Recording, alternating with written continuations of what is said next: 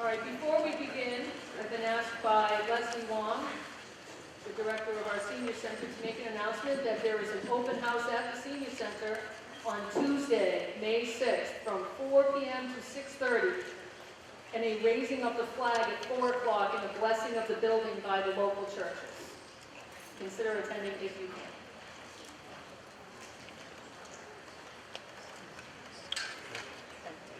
Start right after that.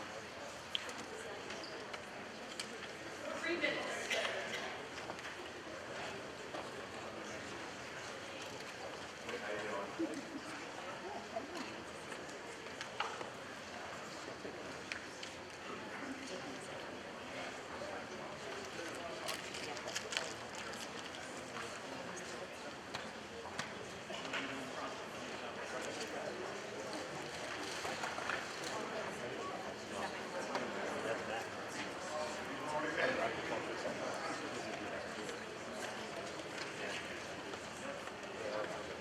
There are lots of seats down here in the front and center.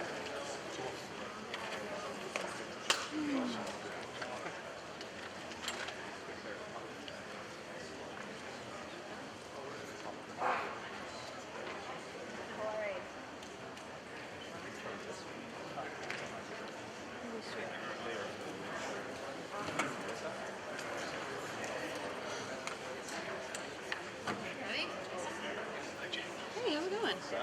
Good. I got it. Thank you.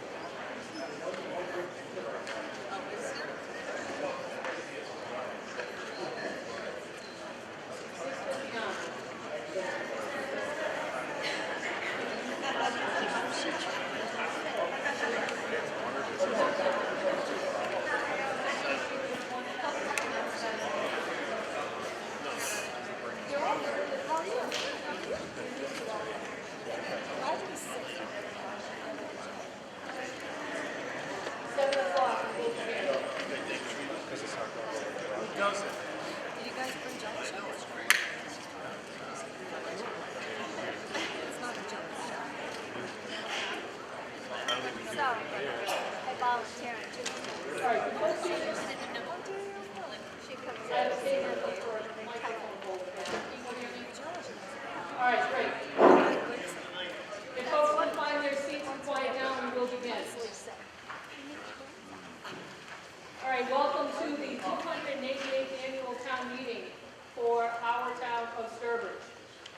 As we celebrate the 250th anniversary of the American Revolution and approach the 250th anniversary of our country, let's take a moment to remind ourselves that through town meeting form of government and local participation in democracy, we maintain and renew a tradition of self-governance practiced in this town since 1738. By gathering here tonight, we honor and embrace the town meeting of 250 years ago. They were the local democracies that, by their nature, taught Americans the virtues and responsibilities of self-government. It was through the conduct of town meetings that the colonial American public embraced the inalienable right of self-determination, independent of the British Empire's control, which in turn sparked our revolution. Their voices, their financial support, and their lives and their liberties pledged at many town meetings in the Commonwealth remain our worthy heritage. With thanks to Charlie Blanchard,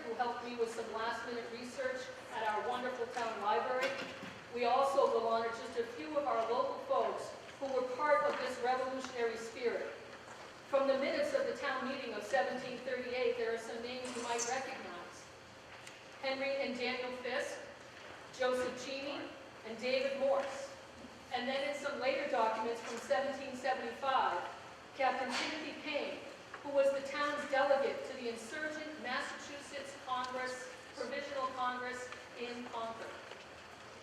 Finally, on this historic point, I share this quote made by Lord George Germain, 1st Viscount of Sackville, who was the Secretary of the State for the colonies. In 1775, in the wake of the December 1773 Boston Tea Party. It shows the disdain the British Crown had for self-government through town meeting. He said, "This is what becomes of their wretched town meetings. These are the proceedings of a tumultuous and riotous rabble, who ought, if they had the least prudence, to follow their mercantile employment and not trouble themselves with politics and government, which they do not understand. We are here tonight not because we are a riotous rabble, or at least I hope not, but because we care about our town. While we may disagree on some of the issues and articles that we will vote on tonight, we must remember that we are friends and neighbors. We are residents and voters of Sturbridge and of the Commonwealth, and we are citizens of these United States." Let us begin. By charter and past practice, there is no quorum needed to hold this meeting, but I'm glad you are all here tonight. Please take a moment as the rest of you are being seated to silence or turn off your cell phones. Please make a note of the exits from the auditorium, several in the back and 2 on each side. Once everyone is seated, and I encourage you all please to be seated, do not stand or congregate in the aisles, and unless you are working for the meeting, you must remain seated, and should the constables ask you to be seated, please follow their directions. At this time, will you please stand if you are able for the Pledge of Allegiance.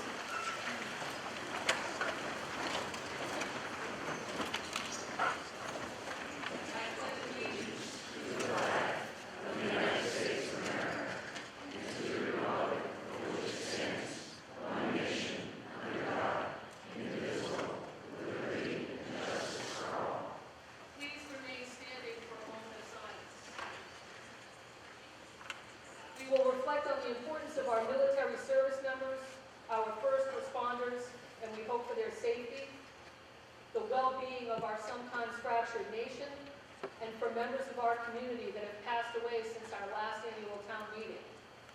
They are Cecil Parker, a teacher's aide at Burgess, Joyce Sinott, a member and chair of the Joshua Hyde Library Board of Trustees. She also served on the Cultural Council and was co-chair of the Burgess Playground Building Committee. Raul Desi, a Sturbridge soccer and Little League coach, and Margaret Darling, an active member of the Sturbridge Senior Center. Please, a moment of silence.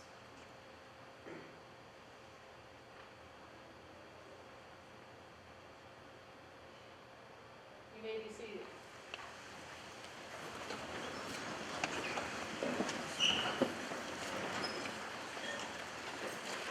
All right, we will have introductions and opening statements.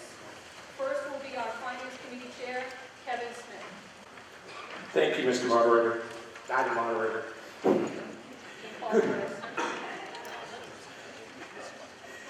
Good evening. Thank you for attending this year's annual town meeting. With the warrant budget being presented to you, the town still can balance expenditures with expected revenues while still holding on to our enviable credit rating of a AA+ and stable. For their knowledge and full cooperation and service to our community, the Finance Committee wishes to thank Finance Director Barbara Berry, Town Administrator Robin Brin, School Superintendent Deborah Boyd, and the department heads as well as the town boards, committees, and commissions for their considerations and consultations. As a past year, the Finance Committee has done your legwork. The Finance Committee scrutinizes every warrant article, which includes each line item of the budget, whether it's $10 or $10 million. Tonight, the committee will recommend, and you, by your votes, will decide what the town will accomplish in the coming fiscal year, which will begin on July 1st. Additionally, I'd like to thank all the members of the Finance Committee for all of their hard work and dedication in developing our report, which began last December and culminates this evening. As always, I ask you to consider your votes carefully, and thank you for your attention. Next, from the Chair of the Select Board, Jamie Goodman.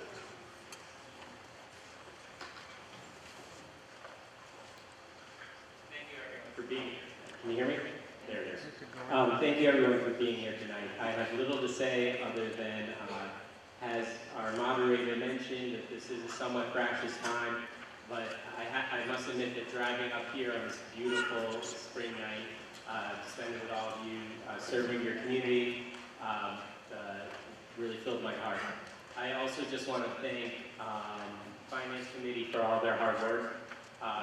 The amount of effort it takes these folks to put this together with the help of Barbara is Herculean, and you just all should really appreciate tonight what they do for us and how they keep our fiscal goals in mind for balancing the other values of the town. With that, I'd also like to thank board and all of the town employees for all their hard work. We appreciate you all. It's a big deal what you do for us every day. And again, just everybody here who volunteers for anything in this town, it's a lot of work, and regardless of what anybody's opinions are, it's beholden on all of us to stay positive because we're very fortunate to reside in this community and have each other. So with that, thank you all for being here. And again, thank you to our town administrator, Robin Grimm, excellent. So thank you, everyone. Well, and that starts the next introduction, Robin Grimm, our town administrator.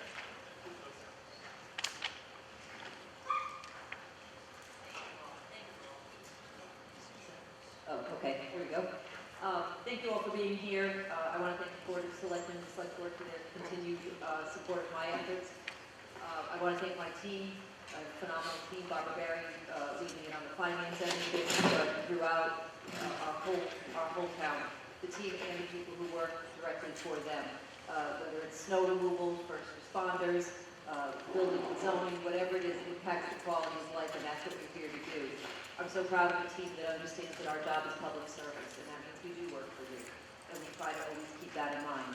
It always pleases me on a night like tonight when I see some of my regular friends who come by my office and stop in and talk to me and bring up issues. Please continue to do that. Tonight is one night of your voice, but your voice is heard throughout all the days, at least for me in my role and for the team that works with me. We have just wonderful people in this town. You all are very lucky to have that kind of voice working behind you. Again, thank you for being here tonight. This is the most important. These types of actions, this type of action, as Madam Moderator pointed out, this is the heart of all of it. And we are so blessed to live in a part of the country where we individually have voice. And we can come together and discuss our views and our beliefs and cast our vote, most importantly. So thank you very much. And next is Town Council, John Eichman. I would also like to introduce, or to remind you, we also have Lynn Gerard, our town clerk, who's responsible for recording the town meeting votes. The assistant to the town administrator, Francis Wyshorsky, and somewhere back there, Jeremy Jalbert, IT specialist extraordinaire. All right, there are a few preliminary issues I need to address, so bear with me. Our bylaws require that the moderator appoint members of the Finance Committee on a rotating basis.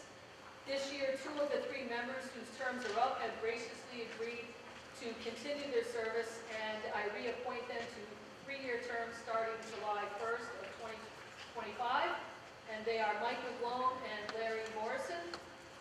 Our member Kathy Neal is unable to renew her commitment, and I thank her for her many years of dedicated service to our town on the Finance Committee. So that means there is an open spot on the Finance Committee, and I am looking for a qualified and dedicated candidate to fill this position.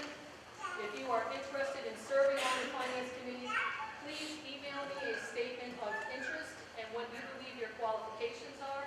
The first qualification is that I would like to have someone, well, you must be a registered voter, but someone who actually attends these meetings.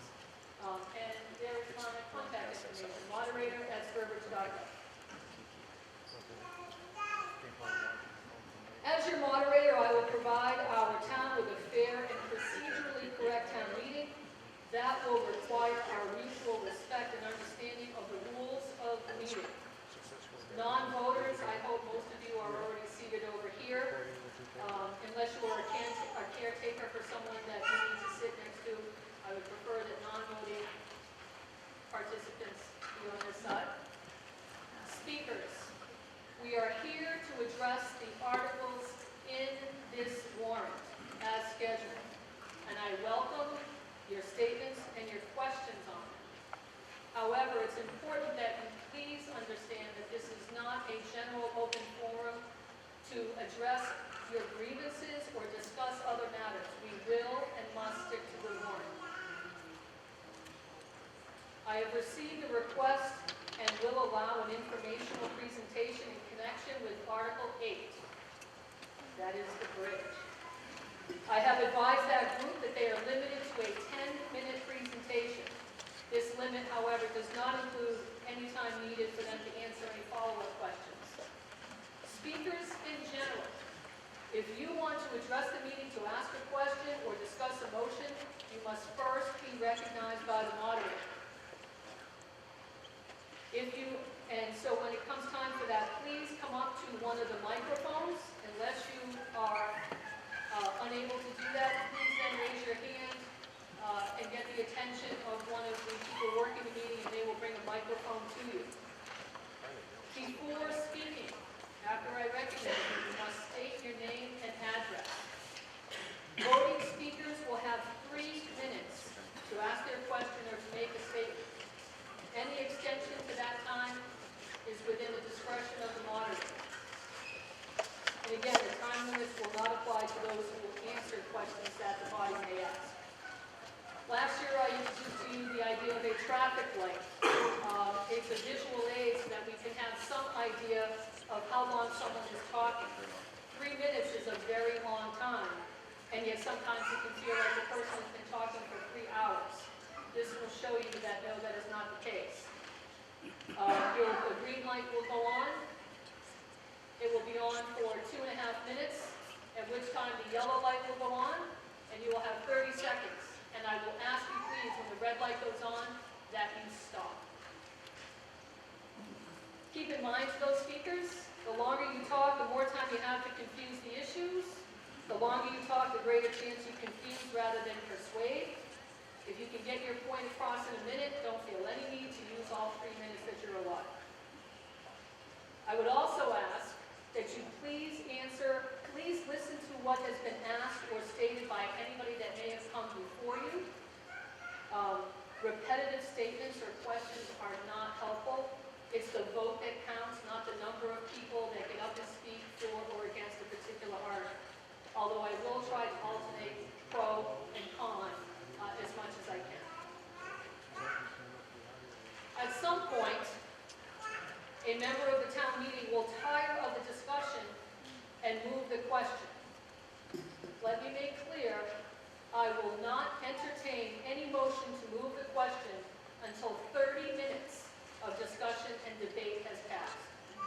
We will not rush anything, but we will not prolong it. I will also, after the 30 minutes, I will not entertain any shouts of move the question. I understand you may be frustrated or tired of the discussion and want to move. No shouts of move the question will be recognized. You must come to one of the microphones and make a motion to move the question. If that happens, we must immediately consider the motion to move the question. There is no discussion on a motion to move the question. Additionally, there is no additional further discussion on the actual article. It is all suspended until the motion to move the question has been acted upon. And that vote must pass by 2/3 of the people registered to be here. If the motion to move the question passes, we will vote on the article without any further discussion.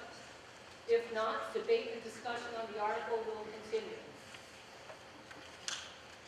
Now for a reminder on our unofficial code of conduct. Rules are very important and we will follow them. However, I trust that none of us wants a rigid adherence to the rules, or a little legal flexibility where appropriate is permissible and warranted. Next on parliamentary procedure. The town meeting time book, this is the version I bought when I was elected last year. It has all my tabs and my lovely highlights, and no sooner did I pay for this myself then a new version came out that was about 5 times the price. This is the one that we will be guided by tonight. Essentially, it is almost the same. I think the only differences I have found in it have to do with the order with substitute motions. It's pretty mundane. I hope we don't get to that, but these are the rules, the parliamentary procedure rules for the meeting tonight. And this is by our bylaws. It's in section 62-7, but ultimately, if the rules need to be consulted or if they are challenged, I will consult the town council, but ultimately how we proceed is in the discretion of the moderator. If we have a substitute or an amended motion, verbal motions are okay, but I much prefer that they be in writing, and this is to ensure that we are accurate. If the clerk's notes are later discovered to be different from what we believe was agreed upon here tonight, it is her notes that win. So that's why it's important that any amendments or substituted articles are in writing. Also note, we're going to talk about needs for seconds on some motions and articles, but a substitute motion will require a second in order to bring it to a vote. Next in our procedural are preliminary matters. I am not going to schedule any breaks. If you need to leave the auditorium for whatever reason, go ahead. But remember, if you decide to leave the building, you must turn in your clicker. Don't take it home with you, or Lynn will find you the next day as a family member of mine forgotten to his home life. I also will not set a specific time to end our meeting, but we will assess the need to adjourn about 10:30. If we have not finished the meeting and the special town meeting, we'll decide after we proceed a bit further. If we need to adjourn, we will reconvene on Monday, May 5th. Why not tomorrow night like you would expect it to be? Because this is the technical week, the lighting week, the final rehearsals for the high school play, and they need the space, so we can't have it. Next, on the clickers. You may remember last year and years past, we had to take a vote on whether to use them or not. The clickers or these electronic devices were accepted by the town for use at last year's town election, and it's also part of the the revised town charter. That can be found in section 3-3. So there's no need to vote on whether to use them. We will use them. We will have 2 test questions so that everyone can reacquaint themselves with how to use them. They were tested last week by our town clerk and our IT person, Jeremy Jalbert, and Francis Wyshorski, and they are ready to go. On the clicker, you'll see your series of buttons. The only 2 that you need to concern yourself with is the green 1A button, which is a yes vote, and the red 2B button, which is a no vote. You can press all the other ones all you want. They're not going to do anything. Stick to the 2 that are there. All right, are we ready for, yes, are we ready for the test questions? And bear with Frances, this is her first town meeting and getting the questions up. We'll be fine, she's going to have to coach her. All right, so the first test question. Do you have a real ID? And we will open the vote, which will all be 20 seconds, and that voting will begin now.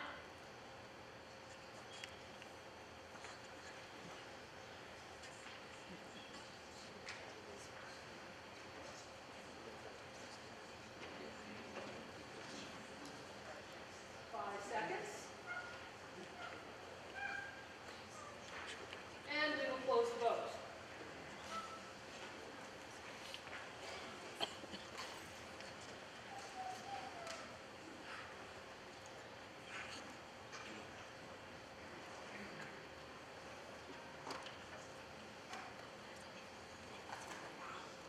And there's the trick. 211 of you have a real ID. Great. There's 259. That's wonderful attendance.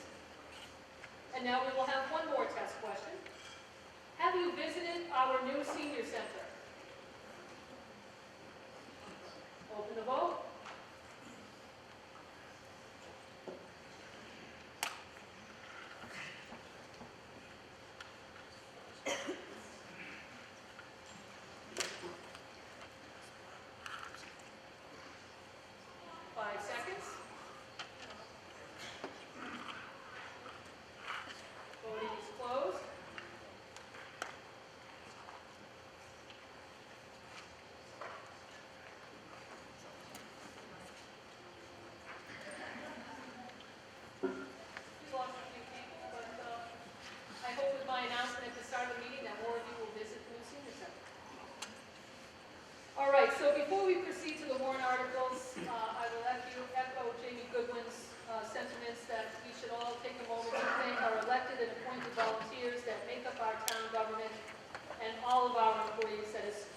ensure the smooth running of our town.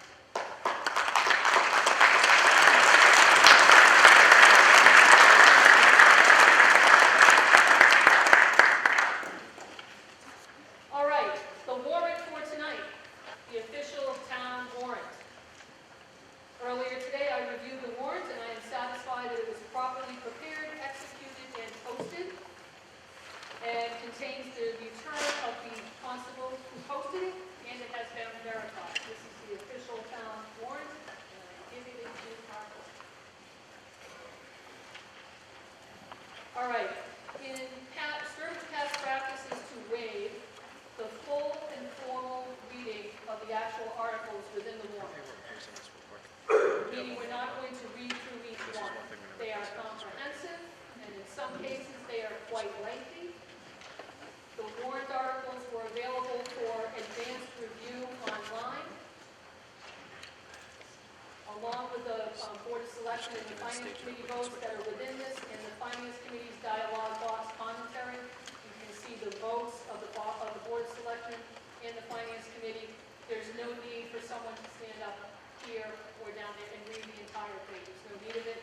So if there is some agreement, may I have a motion to approve this practice for tonight's meeting? So moved. Vote.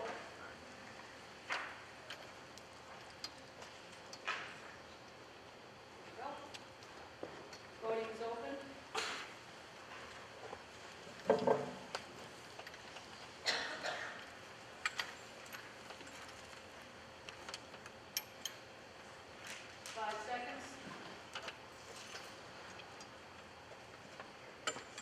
Voting is closed.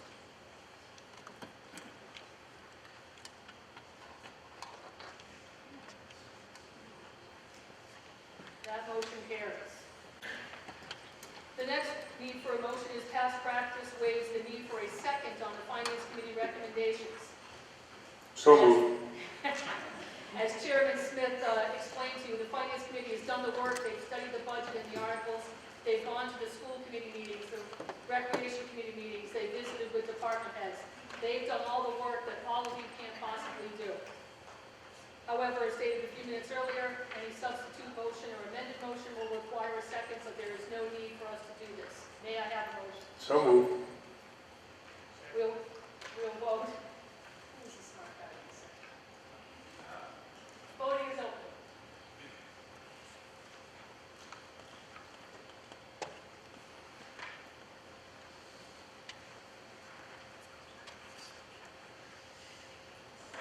That motion carries. 5 seconds.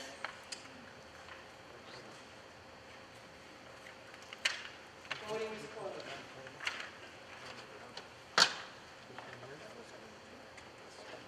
That's right. All right. That motion also carries. And with that, let's get down to the real work. Article 1. You need to bring it up. All right, Article 1. This is waiving the actual reading of the report that they have provided in the format, but this is the article to accept the town reports. This town report. Just by a show of hands, we're not going to vote. How many people have actually read the town reports? Great, better than I was expecting. We will now vote on this Article 1.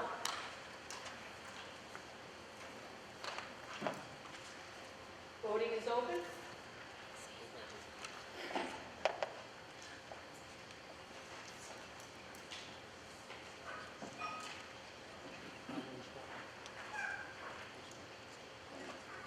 Five seconds.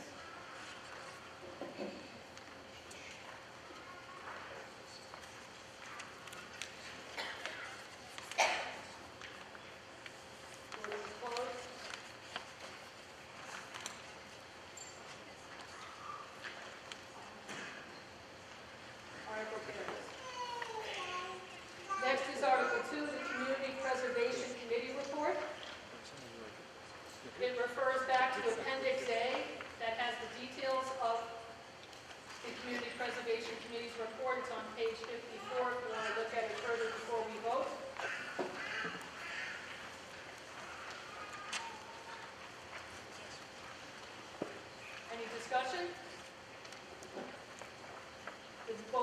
begin now.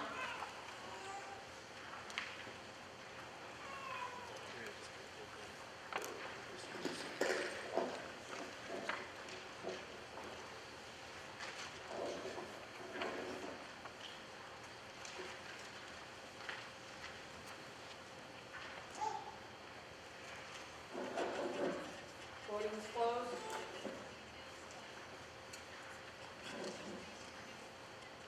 The article passes. Article 3. This article ensures fair distribution among fair housing, among the revenues for open space, historic resources, and community housing. Any discussion? Voting begins now. You tried to.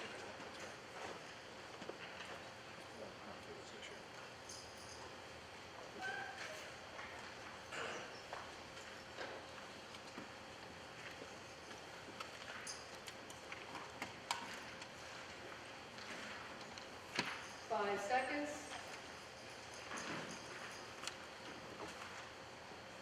Voting is closed.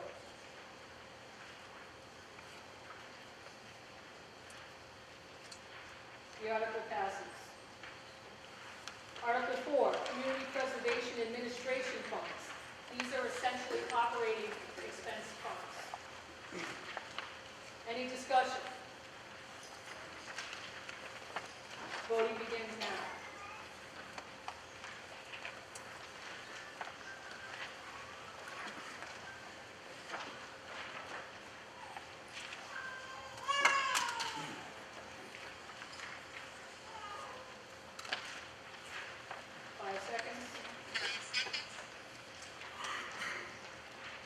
Voting is closed.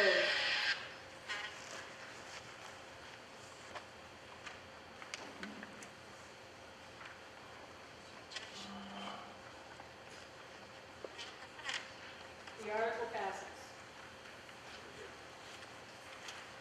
Article 5, Community Preservation Debt Service.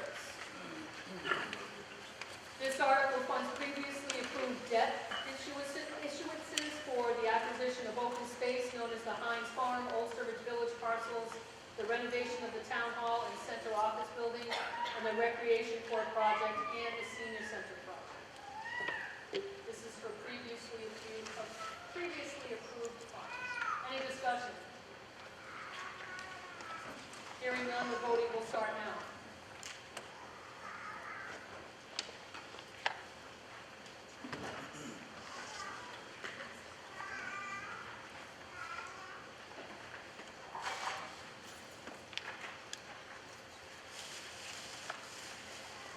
Seconds.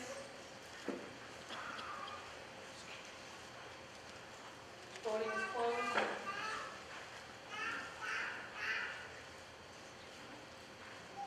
The article passes. Article 6, Community Preservation Gravestone Restoration.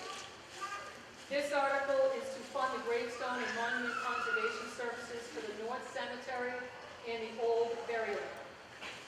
Any discussion? Hearing none, the voting starts now.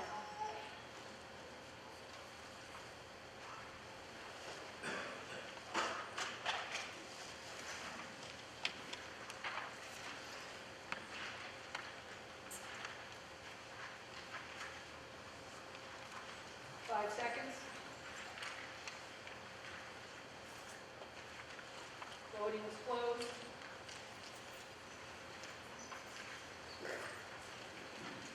The article passes. Article 7, Community Preservation CPA Property General Trail Enhancements.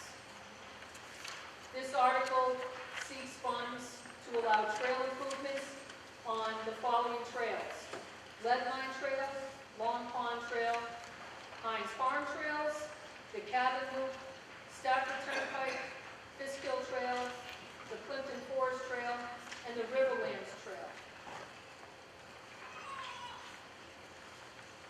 Any discussion? Hearing none, the voting will start now.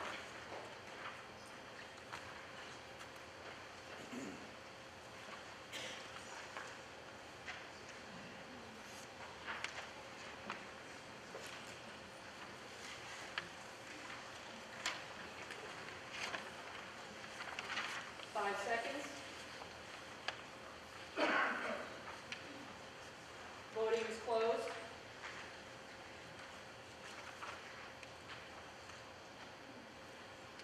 The article carries. All right, I mentioned at the beginning that the proponents of Article 8 requested, and I did approve, their ability to give a presentation, hopefully to answer your questions in advance on the details of this bridge. Brandon Goodwin. I will step aside while the microphone there is on, yes. Don't worry, right up here. So I was just, when I say next to you, Next slide. You can take the microphone out of there if you prefer. I struggle saying my name in 10 minutes, so we'll see how fast this goes. And Mr. Leo, would you please time Mr. Goodwin with 10 minutes when he begins? Can you hear me? And before he begins, it is the CPC that is the sponsor of this, but Brandon, with the knowledge of the trails, will lead the presentation.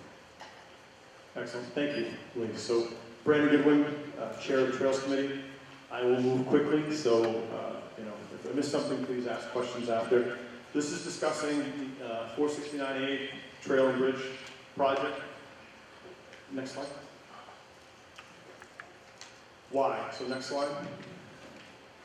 This has been a long time discussion. Feasibility study started back in 2010. It's part of the town master plan now, it's part of the commercial tourist district plan, it's part of the trails committee plan, open space plan. I'm not saying that that's why you should vote for it, I'm saying there's been a lot of work and a lot of advocacy for this project. And right now, we received a grant last year from the state for $150,000 to do the design and engineering of this project. So all the data we have today and the map that I'll show is from time bonded to work on that. Next slide, please. Okay, what's the main reason for this project? To give the residents access to the trail system. Okay, one of the charters of the trail committee is to get access to as many neighborhoods as possible to different trail networks in town. This bridge, you see where it is, crosses Route 20 right there, would give access to a whole section of town that does not have access to trails or open space easily. Okay, that is the focus of this project. That's what we're driving towards. You can see that there's other trailheads down below Route 20 and below the river. That's the Riverlands and Leadmine properties that I'll talk about in a second. But the point is, the main goal is to get residents access, easy access to trails and open space. Okay? Next slide, please. Okay. What-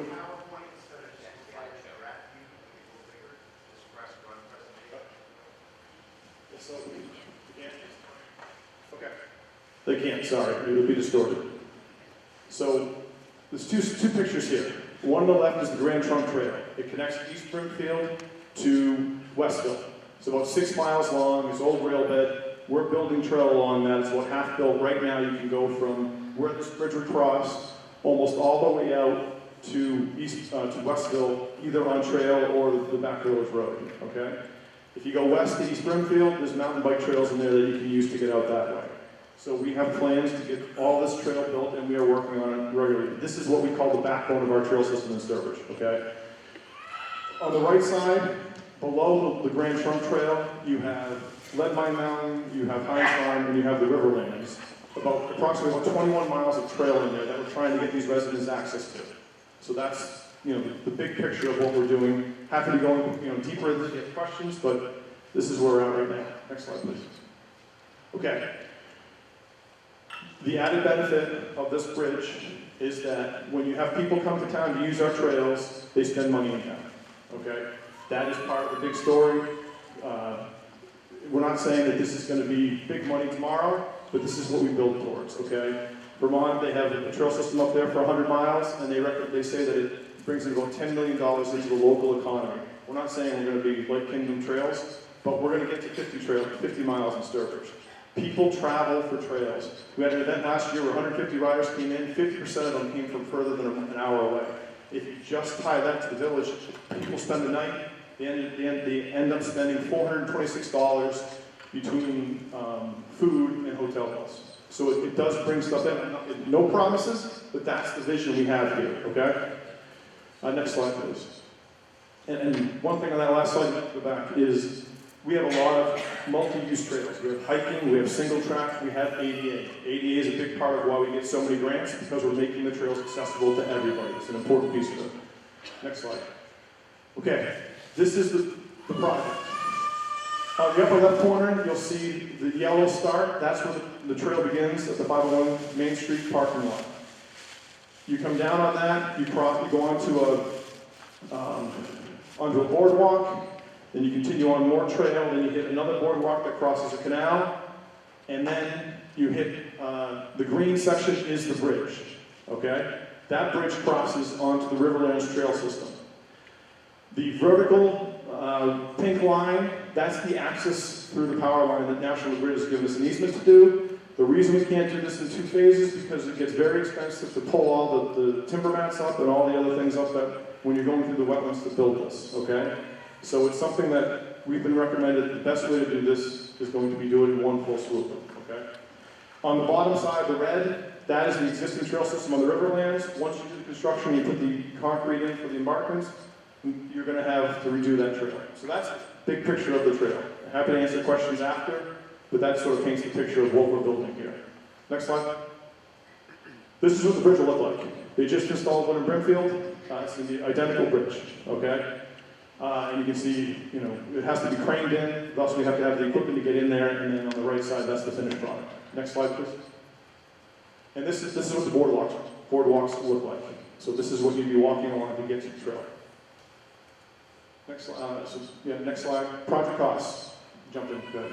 Okay, so this project is $2.1 million. That's what the estimates from Time Bond. It's made up of 1,600 feet of trail. It's $550,000 for the bridge, $550,000 for the boardwalks. Okay, and if you email me, we're happy to share all this information with you. But that is the 2 costly items that are part of this project. Okay, next slide. Okay, this is funded by CPA funds. Okay. What that means is CPA money has to be used for open space, historic, affordable housing, or recreation. Okay, so this is one of those uses. Whether you think it's the right use or not is a totally different conversation, but it's appropriate for that use. And it doesn't pull money from your taxes. It doesn't change your tax rate in town. And that's, you know, part of the program. Next slide, please. Okay.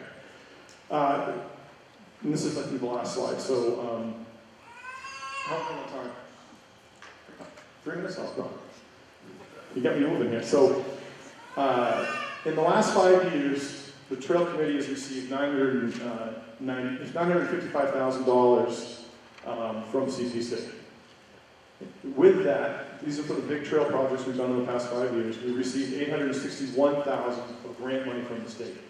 Okay, we have returned $526,000 to the CPC as of today, and that we'll finish some of that this year. So we have a great track record of maximizing the town's money. In the past 5 years, we've done $350,000 worth of volunteer hours, labor, and equipment. That's all been donated by residents or local companies. So we're very aggressive about minimizing the cost of these projects and making sure that we're keeping them as lean as we can. So we're not trying to build something that isn't practical or is a waste of the town's money. We're very aggressive about penny pinching as we build these projects. And we have, to date right now, we've submitted for a $500,000 state grant. Of course, we don't find out until after town meeting time, so we find out in April, May if we get that grant, okay? We are also going to submit another $500,000 grant for next year for this project. The project wouldn't be completed until October 2026, so we can go after 2 grants, and we've had a pretty good rate of getting at least 1 grant per project. So in theory here, we could get 500 to $1 million back from the state as we work through this project, okay? And that's an important piece because it points to the track record that we have. No promises again, but it's what we work to do when we tackle these projects. We're very aggressive about being respectful of town and people's money. All of the people on the Trails Committee are about making these trails accessible and usable by the community. We have open space, we want to make sure people are getting out there to use those trails. And I think that's, next slide I think is the end. That's it. You good? Thank you for staying within your 10 minutes.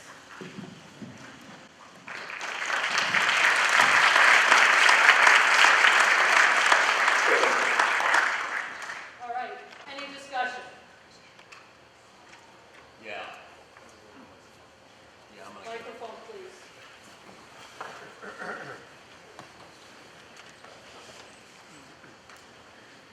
Bill Zelenak, Fallen Road.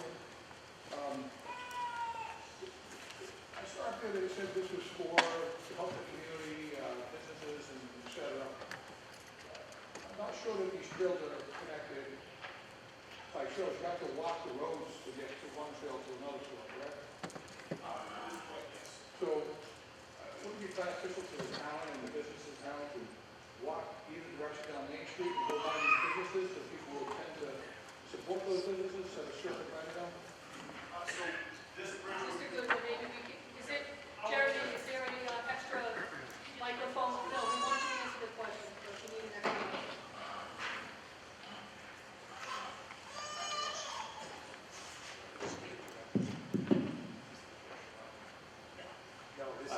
So this bridge and trail would connect to the Riverlands property where we have 3 to 4 miles of trail right now, and we will have another additional 2 or 3 miles in the coming year and a half. So you do not have to cross, once you're in the parking lot on Route 20, you do not have to cross any roads to use the trail system in there. If you're getting to the lead line property, which is further down, yes, you have to go along the back roads of the village. Correct, but this is not beneficial to the businesses downtown, because now people are going to be walking by the businesses downtown where they have this new parking lot that we have. Close to your mic, please, sir. Now people won't be able to, the businesses downtown won't see traffic by these masses of people that will come to walk across this bridge. So we've got for the people to walk down Main Street in the direction and walk by businesses and use those businesses before they get to the trail out of the end, because that's where the trail is, right? It'll be on Holland Road, it'll be over there next to the village. That's what those, there will be entrances on both of those, correct? However, the philosophy on trail systems is you go and use the trail system, and when you're done the trail system, you go into town, you go for a beer, or you go to the hotel you're staying at, or something like that. That's what, the event we had last year, all the 150 riders went into Altruist and all the other bars in town after. So it was reverse of that. They came into town and they had dinner, they stayed at a hotel, and the town made $10 a piece off them or something, but that was probably the millions that spent on this stuff. None of the citizens is going to see a benefit to all this money that's being spent. And the event, when you guys keep buying up all this land and doing this stuff, there'll be Sir, less houses in we have a town. question. If you want to make a comment, then we don't need to involve Mr. Goodman. So I'm just curious as to how this benefits the town. How this benefits the So I think I pitched it in terms of, for the residents in that area, having access to a trail system, town surveys and so on, people want access to trail systems and open space around their houses. And the second is that there is a future benefit of commercial tourism, ecotourism, which, as I explained in that example. Thank you, sir, for your commentary. Was there someone else that wanted to speak? Yes, ma'am. Here, Mike Howard, Allen Road. could you get a little closer to the microphone, please? You apologize. How you doing? I'm great. Your name and address one more time, please. My name is Mike Howard. I live on Allen Road.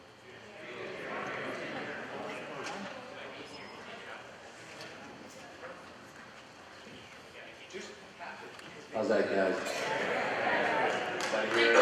Mike Howard, Allen Road. I want to know how the CPA is funded. The CPA is funded? Yeah. We'll have the town administrator answer the Probably a question. good idea.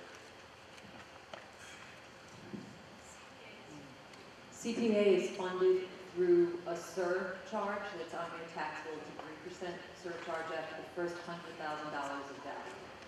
So that's funded through that.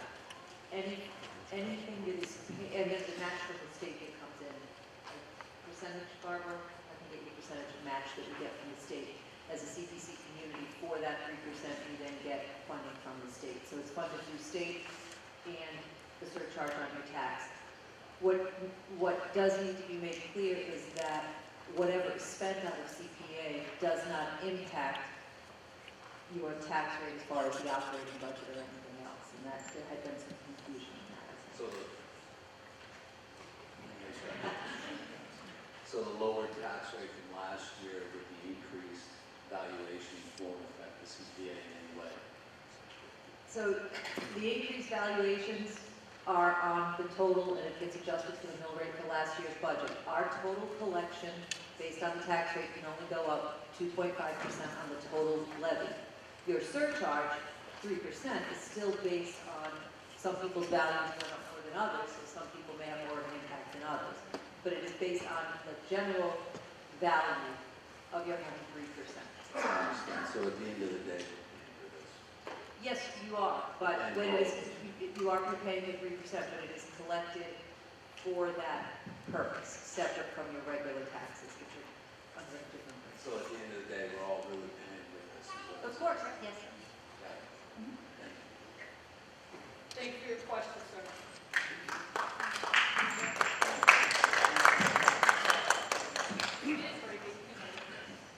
Sure. Christina LaFortune, New Boston Road, and my question is, do we have reserves in CPA? And what happens if we don't get any grants, 500,000 or $1 million? How would we pay for the 2.1 million? You want Penny or the town administrator answer this? The town administrator has the microphone. We do have reserves. This does not deplete the account. There's still a few $100,000, I think, in the open space after this. I forget the exact number. Barbara probably has it at her fingertips. And it's in the finance book as well, in your book. But there will be money left, and then again, the 3% surcharge that gets collected every year refunds it. So it is a refunding source. Do we know how much is collected each year for CPA? I haven't had a chance to look at the report. Oh, the million, actually, it's that million, just voted on that.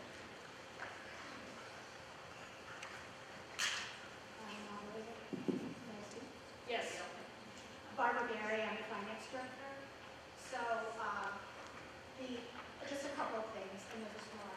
So, in the back of the book that we have for town meeting is the CPC report. And so that is after town meeting, if everything was to pass, what the balances would be in each of the funds. So it's undesignated, open space, historic, and housing, okay? So if you go to the end of that. That's on page 54. Page 54. So if you go to the end of that report, it gives you what the balances are after town meeting. That does not reflect the money that we will collect during fiscal 26, which is the budget that everyone is approving tonight. Okay, so even though we're spending money, it will get replenished, so we never spend down to zero, and we never spend the money that we're going to collect in the fiscal year coming up. Okay. So, for Sturbridge, since the beginning of when we increased the Community Preservation Act, we have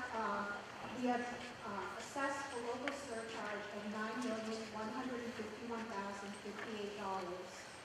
We have received matching grant funds from the state of $5,474,452 for a total of $14,625,510.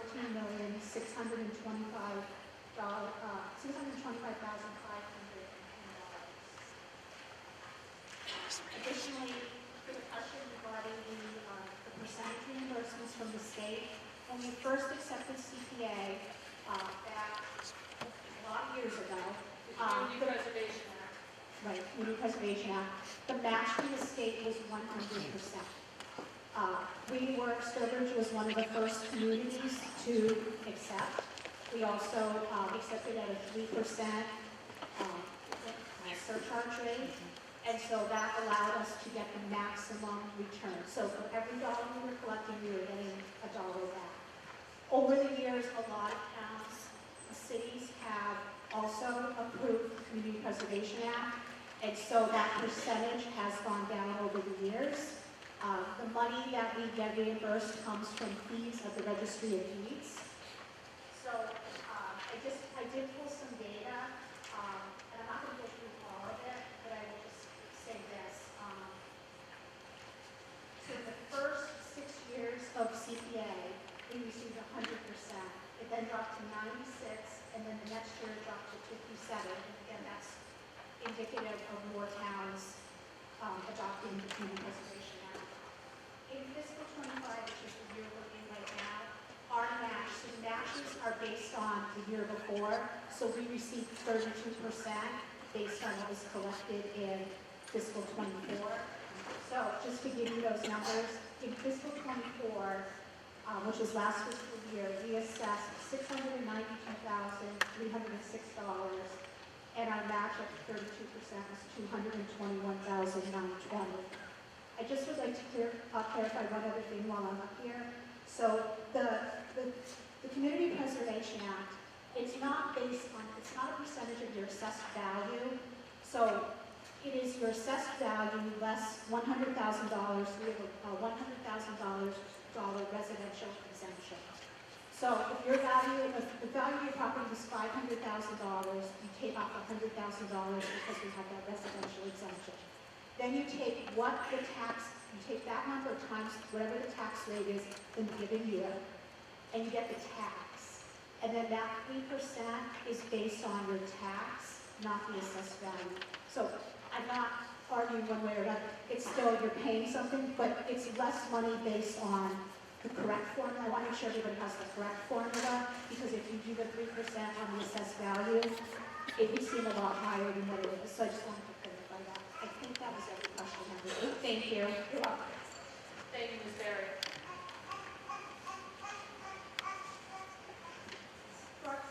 Roxanne Smith, 70 Holland Road. One of the things I've seen happening with this bridge is that, unlike my husband who will hike anywhere, I like to have a destination. People hiking the Riverlands can come out over that bridge and into Fiskdale and be able to go to any number of restaurants and breweries, distilleries. So that is actually funneling people into Fiskdale off of the trails. And then they can take a hike, go have a beer, get back on the trail. Thank you, Madam. You, sir. My name is Rich Knappich. I live in 17 Old Town Way. A statement and a question. The statement would first be that a surcharge is a tax, regardless of what the formula looks like. It's a property tax. So the two-part question. One, how does this benefit property owners in this town? And I'm not talking about to have a beer. Nobody swings by my house and has a beer after they go hiking. And the second one would be, would it not be more prudent to wait until to see if we can get some state grants before we commit to spending this money? It's a capital expenditure that we've had multiple capital expenditures in this town over the 15 years that I've lived here. Would it not be more prudent to just wait to see if we can get one? I'll let Raymond address the grants question. As far as how it benefits your property, I guess the question then becomes, as residents collectively, what do you value in a town, and what do you think people buying your property would value in a town? School systems, Absolutely. public services. And for some people, recreational and outdoor space. I will tell you, when the ARPA money came in from the federal government, a survey was done as to where the public wanted that federal money to go. And I believe it was just before I came here, but I believe the top list of where people wanted that money to go was open space and recreation. So there is a will in this town, and I guess it's evidenced by the amount of CPC funding that has gone to this. Again, it's not a right or wrong question. It's about what the will of town meeting has been. And so from the standpoint of what do people value in the community, sometimes they look at what will I be able to do with my children for no money on weekend. Trails, for example, would be one of those things. So it's really a personal choice and a personal taste, and what does it do for your value of your property. If you're selling your property, and these are the amenities that are there for young families, for example, that's one of the benefits. But again, that's all sort of in the eye of the beholder, right? As far as the grants, I will refer to grants. Yes, so the challenge with grants is if you don't have money to match grants, then you don't get grants. So you have to have money to match grants, and so we submit for a grant. If we don't have money, then we're not going to get the grant. And the way that our town meetings work is that the town meeting is before we get a grant award.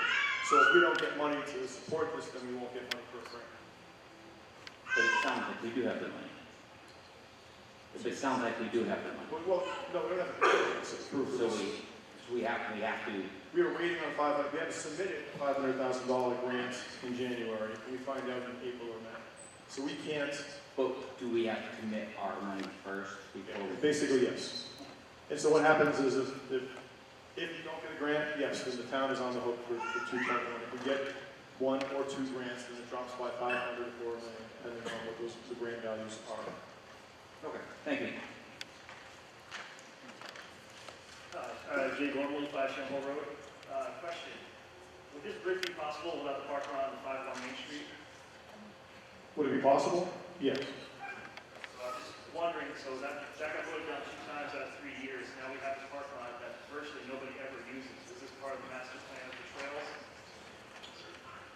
It was, I wouldn't say it was part of the master plan of the trails. It was something that, as these projects go along from a trail perspective, trail systems take, we've been working on the trail systems in Sturbridge now for 14 years at least.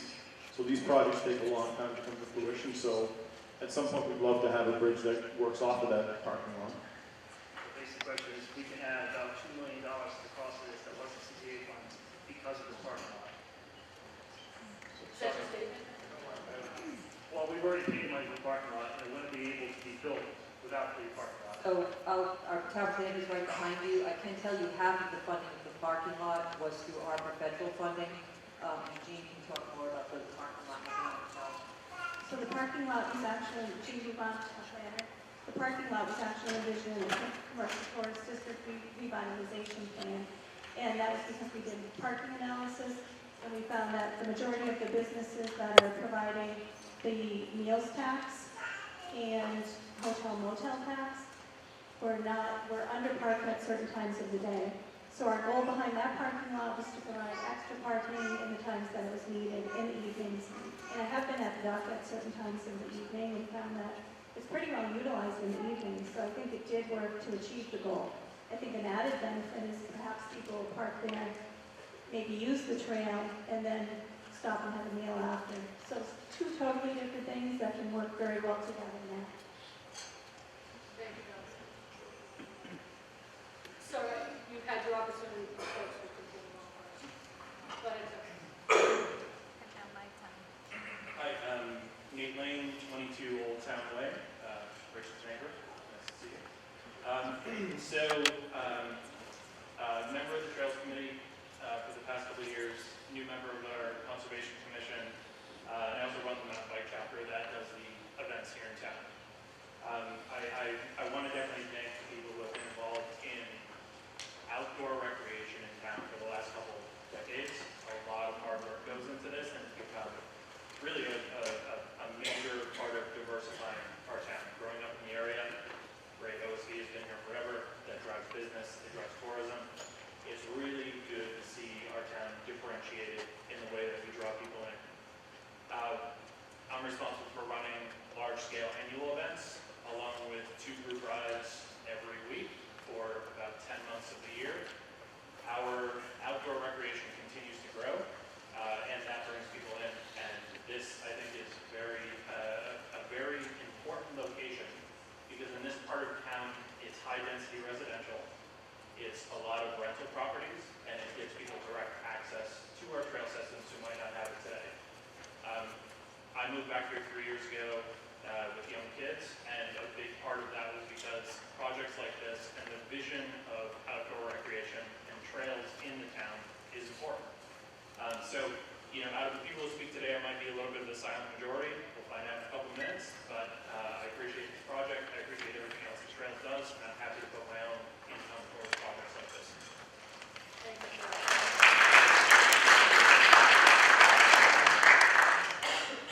Eric Reynolds, Lemon Road. I just want to say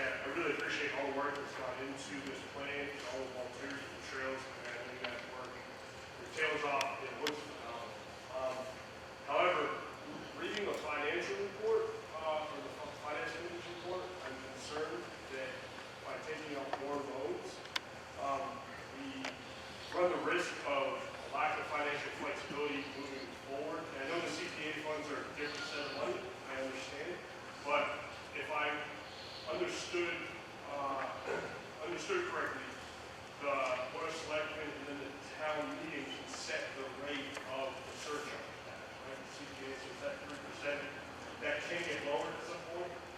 No? Oh, it can.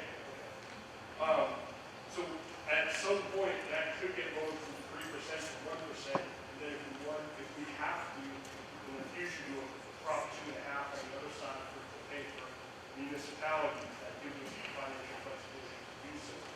I don't feel great as a taxpayer on the one hand to incur more debt on the CPC side when we're already saying, hey, there's alarms for the future, and we might not have enough way to pay on the municipal side. Thank you for your observation. Thank you. And that is a fair concern. One thing is that if you do get that grant, the portion of the borrowing for this is approximately $600,000. If we were to get that grant, FinCom, I defer to Chairman Smith, had made it clear that, and I think we all agree that that would come off of the borrowing. So the goal would be to borrow as little as possible. So if that $500,000 grant comes through, Trails does have a very strong history with grants, that borrowing would virtually be eliminated. Sir? David Monroe, 33 Breakneck Road. First question has to do with the senior center access to the trails. I've noticed that there has been a safety lighting for crossing by Kazan, crossing Route 20. It makes it much safer so that the seniors would be able to easily access the trails. True? The lights work, yes. Yeah. Okay. Second, we see a lot of kids ride their bicycles down Route 20. It's not safe. Not safe because a lot of them are on the sidewalks. This gives them an option, an easy option, to get onto the trail system, get into the woods, and have fun. 20 is not that much fun to go. Okay. Third, it really does matter to me that the trail system is it's a living thing. People come in constantly to volunteer their time. This gives those volunteers easier access. It gives the volunteers something to work for also, to really help to improve the trail system. And I guess the last thing is, you're going to pay the taxes, the 3%, whether we vote this down or not. It doesn't save you a nickel. Okay? The money, with the $500,000 they sent back, basically pays for the bridge. Okay?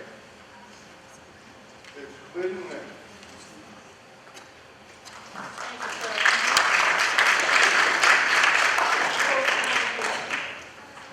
I will allow you to speak after these last two rounds. Next to the yellow sweater. Penny Demas, Walker, 136 Walker Pond Road, Chair of the Community Preservation Committee, and I just want to clarify a few things that might be confusing, but before I do so, I might not get a chance to speak again, or might have to wait, understandably so. I just first want to thank the CPC would actually like to thank the Trails Committee for not only bringing this proposal to town meeting, but for the blood, sweat, and tears of working those trails, rallying volunteers to get out there to help them, and most of all, going after those grants like no other town that I know of. I mean, people don't understand, unless you really get into the nuts and bolts of it, the work that it takes to get these grants. And that one slide that Brandon showed, to see what they have been able to leverage, money that's out there, it's going to get spent. Some town's going to get that money. They go and get it for us, for these trails, for all those good reasons why Ms. Grimm had pointed out it's good for your town. I also want to thank the Board of Selectmen for your support, the Finance Committee for your support. We truly appreciate the support that has gotten us before you, the voters. But I do want to make sure you're not confused about CPA. And I didn't speak right away because I feel like you hear it every year from me, and you're probably sick of hearing it. But the fact is, you are absolutely right, that last speaker. We voted in 2001 to the 3% surcharge on our tax bill. Again, as Ms. Swin said, your first $100,000 is exempt. The rest of it, you're not paying 3% on that assessment. It's 3% on what that tax is from that assessment. That's going to go into a pot. You can spend that money on open space, historic preservation, affordable housing, and recreation. That's it. You cannot buy a new fire truck. You cannot buy a new police car. That is what the Community Preservation Act brings to you. 10% has to go into first of those three categories. The other 70% can be spent however you wish. We work with Barbara Berry, the town finance director, and she guides us. And we go to her because we say, can we afford this project? Should we bond this project? We aren't accountants. She will help us and walk us through when is it important to bond and when should you keep some money in the pot. Because let's say a project comes forward and you just really want it. Ball fields. Somebody donated this piece of land, but they're giving you the land, but they're not going to build your ball field. You need this amount of money. We can take it to you, the voters, and see if you want to buy the ball fields. We've done that. We've brought ball fields forward. We've given money to center school renovation, town hall renovation, senior center renovation. You're going to see money tonight for affordable housing. Lots of historic projects. You vote on them. Madam, that is time. Oh, shucks. I thought I got to answer the question. Can I just answer the question about how the, yeah, you sure? You don't want, so people don't want to know.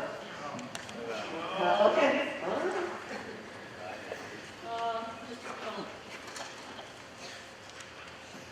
Josh Curtelli, 1 Cedar Pond Road.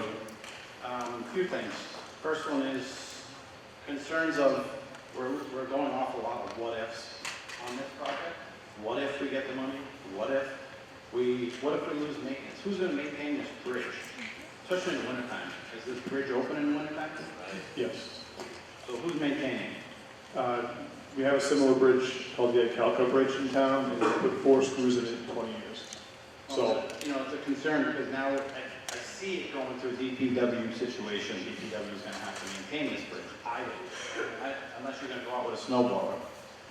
in terms of the trail system, we maintain the trail system. Yeah. So that's one concern anyways. If he stops putting as much effort into these trails, is someone going to step up and take charge of these trails? Are we going to lose something that we invest millions of dollars into? Another quick thing that I've noticed is that we need ball fields in town. That has been our biggest thing. Everybody knows that. We're taking money that we could possibly use for fields whenever. Do we have to use this money every year? Or can we save it for 4 years, 5 years, build it up and build a nice facility? Instead of spending it every year we take money out of this account and we spend it. And then when we come for a big project like a ball field, we don't have the money to spend. So that's another concern of mine. We'll stop and have the town administrator answer the question on how long we can hold fines in CPC. I do want to address that because the ball field question is an important one. We are in discussions on different options for ball fields because there is a need as far as many people are concerned. That money, there's no rule on how much has to get spent in every year or in any given year. That's why the question that came earlier about what would be the balance in those reserve accounts and then how much more would be replenished next year becomes an important one. So there will be money rebuilding into those accounts. And we are very prudent about debt. Again, if that $500,000 grant comes, we will likely not be borrowing, but there would be room to borrow for that. So we have debt, let's say, for the senior center on CPA. I'm not saying we want to go into a lot of debt, but there are many different options that are out there to fund a future ball field. So I want to clear that one because that's a really important one. and I think we're going off a lot of what ifs again. I mean, I see the economy where every state and every government is all cutting back. Are we gonna lose these grants, these $500,000 grants? You know, are they guaranteed grants? No, nothing's guaranteed. So, right? Well, we haven't won the grant yet. Yeah. So the funding is there, but the funding is not going to be affected federally to get the funding. Okay. So those are the concerns that I have. Thank you, sir. May I answer one of his what-if questions? So what if I disappear off the trail committee? Because you do a great job. No, so I'm just a pretty face. We've got 10 other members of the trail committee, and we've got 20 to 30 other volunteers. So we do, thousands of hours, and I work. So this is one of those things where we've got a lot of people who spend time. So I appreciate your perspective, but maintenance on the trail system and the work that has to be done, we do it, and we maintain a great partnership with the DPW. But when we have to go out and fix something, we go out and fix something. Thank you, sir.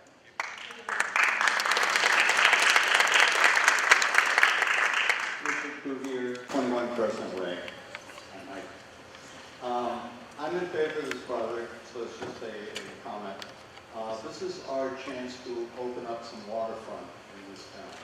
If you're looking at a number of other towns that have successfully opened up their waterfront. Now, do I wish it was Cape Cod and the Atlantic Ocean? Yeah, I do.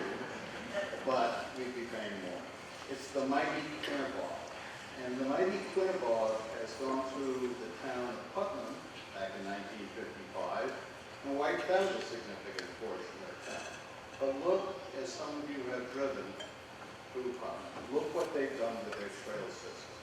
You drive through on many a nice night, people walking, dog walking, joggers, God help me, bikers, which I used to be, no, I'm not anymore. But this is an opportunity to, I think, enhance the attractiveness of the town and, I hope, a return on your real estate value. Is it expensive? Yes. Are there ifs? Yes, but I think that's the way you get grants. One step forward and wait for the state to respond. So I just saw a blinking light over there, and thank you very much. Thank you, sir.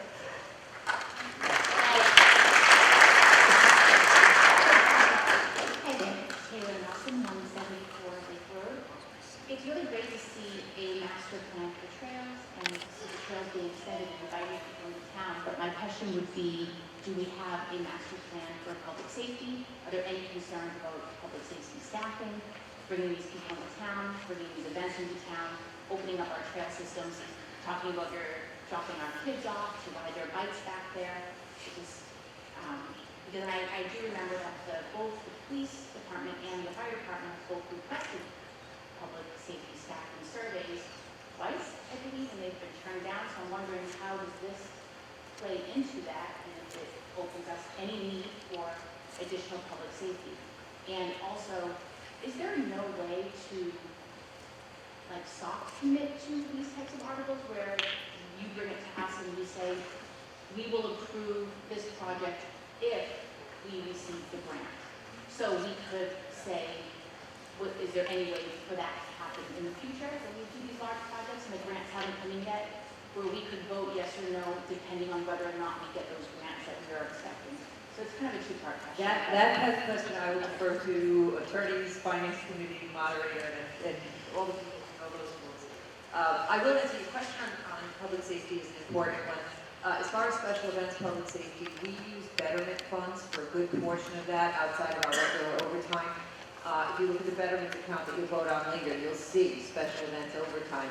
That's to account for these types of things where we might have an event on the common. We always can be sure to have police available if we need to.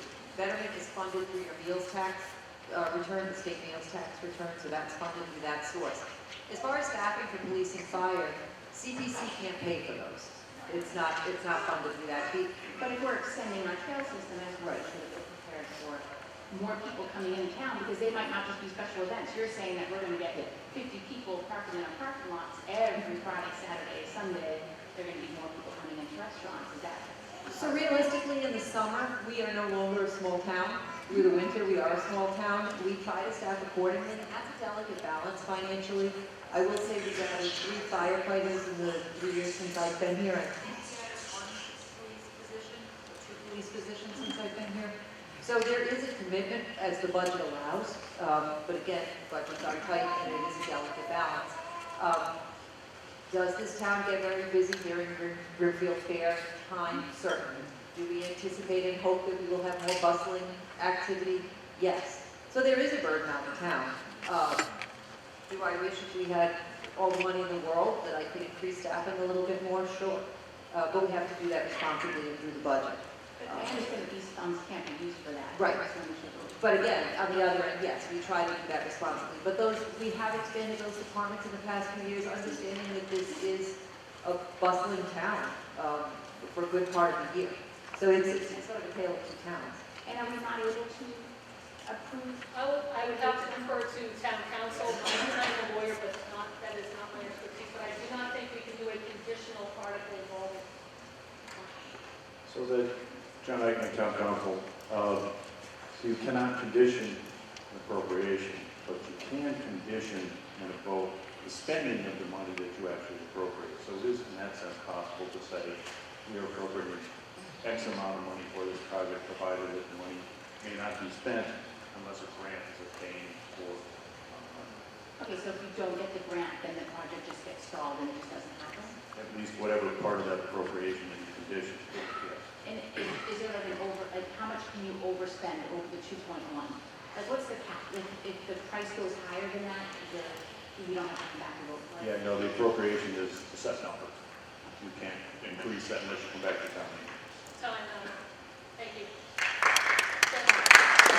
Mark Smith from Six Lake Road. I'm curious about usage, if you have any statistics at all about the trail usage, number of people using it right now, and then also what is your plan, what is your goal when the bridge goes in? And then separately, you had mentioned Brimfield, I think you showed pictures from the Brimfield Bridge. Can you talk about how that's benefited the town, how much usage they're getting, and the economic benefits? And I also want to emphasize the non-economic benefits of any kind of recreation, the trail system or otherwise.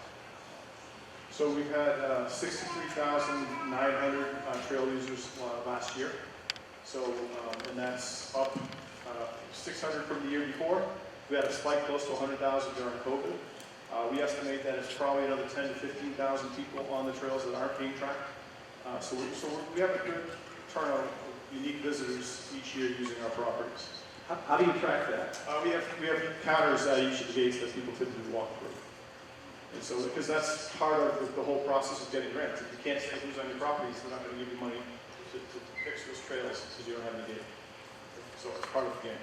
And the goal would be, do you have numbers in mind? So the goal, I'll answer this a little differently. We're trying to get to 50 miles of trail in town that's managed and owned by the town, because all the studies that we've got, even the master plan that was done, if you hit 50 miles of trail in town, then you become a destination for trails and people travel for that. And so we're working towards that. There are other trail systems in town that we don't control, and they're not as cohesive to what we're trying to do. Like wells and so on, it's just a totally different thing than over there. But that's the goal.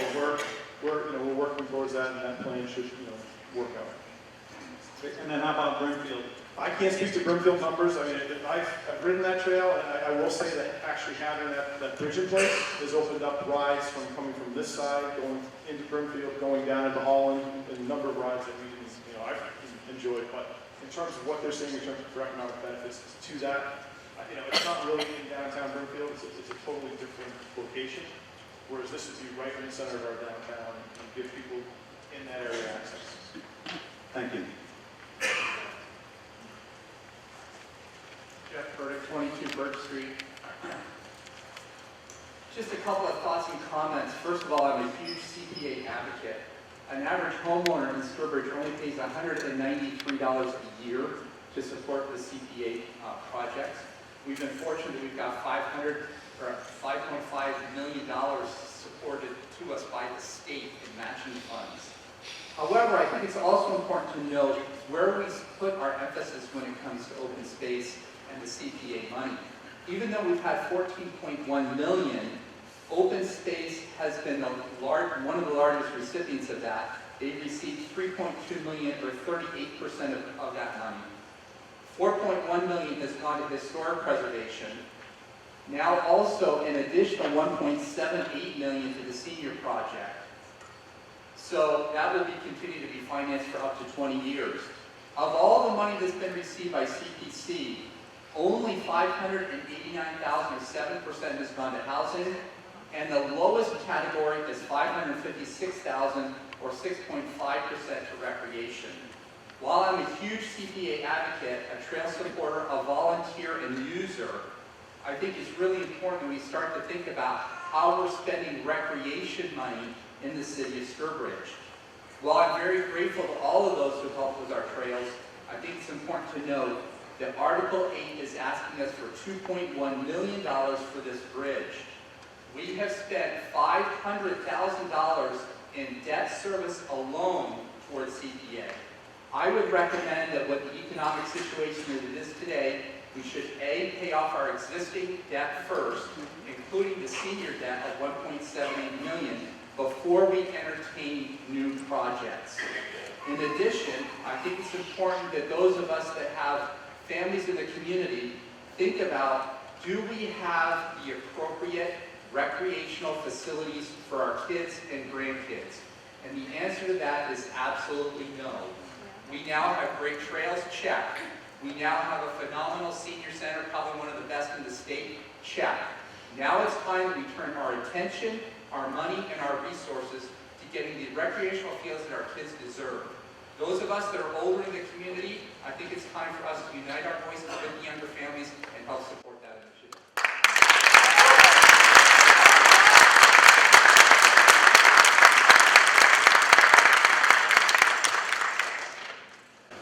Hello, Joshua Boyster, 36 Cricket Drive. I'm a new recent resident of Sturbridge here. Been here for a couple of years now. First time home buyer. So thank you. So one of the reasons why I just want to make a statement, because I know there were some people talking about how does this benefit us or houses and towns. So I'll say one of the reasons why my better half and I chose Sturbridge is because of all the great recreational areas, trail hiking, everything else like that.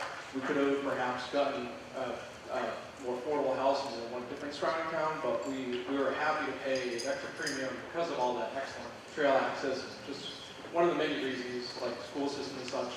So I'm just one of those people, recent person that bought here, and that was just one of the reasons why I bought here, is because of the great trail system. So I appreciate all the trail team does here and everything they have done. And so just wanted to give that 2 cents from a recent home buyer here. Now, before I have the gentleman in the middle here, everybody else, do either of you have a different item to offer the body? We have had our 30 minutes of discussion. I am not moving the question. I am asking to ensure we have something different to say. It's the vote that counts, not the pros and cons. You have something different to offer.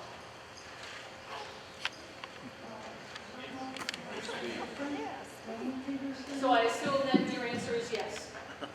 State your name and your address, please. Lynn Sardi Peterson, 47 Farquhar Road, Sturbridge.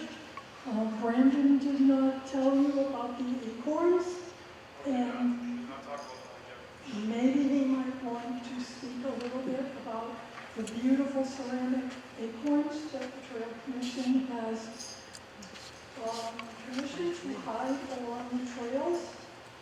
I was in foreign countries, Morocco, Transylvania, where people in the group said, hey, there's a geocache in that town, let's go look for it. These acorns are going to attract people to come and look for them.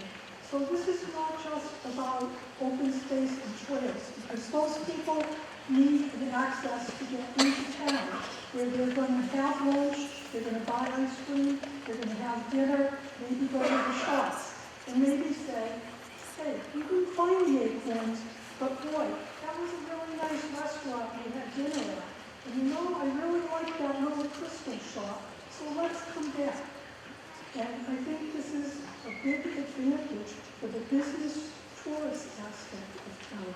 So it's not just about trails and open space. And maybe Brandon would like to say about the acorns.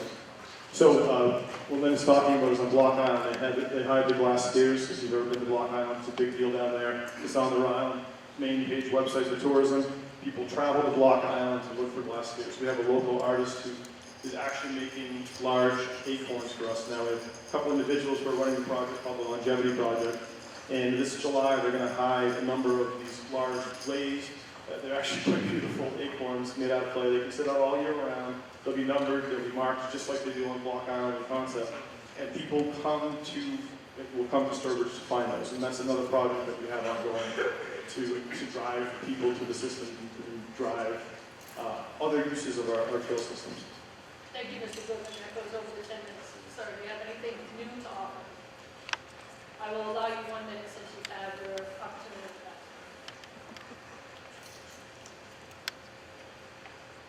Phil Zelenak, Cullen Road. I just have one question on this article. It says, or any other amount. Is there a cap on this? It's capped at 2.134. Cap is that 2.1 million. If it's less than that, the money goes back or reverts back to CPA. If it were to go over when it got bid out, the project cannot. Yeah, but it says or any other amount. That, more or less. no, within those numbers. But they cannot go over. Lee, may I ask a question? Specifically, not about this. Go ahead. Can the motion be changed? Can the language be changed in the article? You would have to file a substitute motion and would require a second. And I guess to my point, so everyone, we want, we're trying to figure out if we could do something that was contingent. So Robin, is there language that we could come forward where the money is contingent on the 500?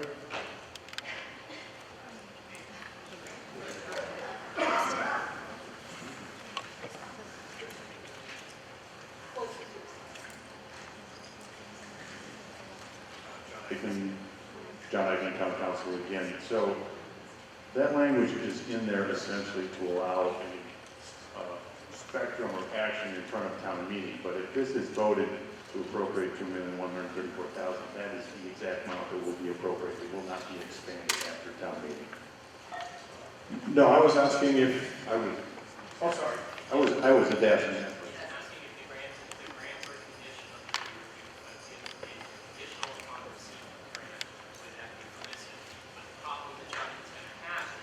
Unfortunately, we don't know whether or not the grant conditions are such that we will be granted. So as a consequence of this, at this point, and it seems that there's no one else at the mic, we should just take the vote as necessary.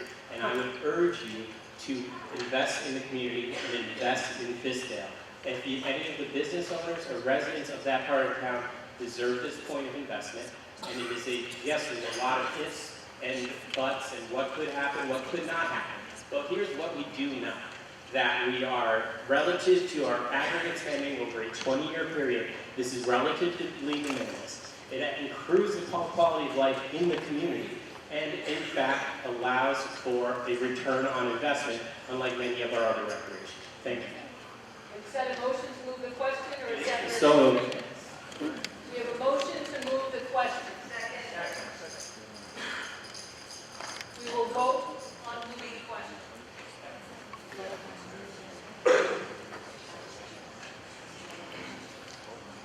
have to give Francis a moment to type this up.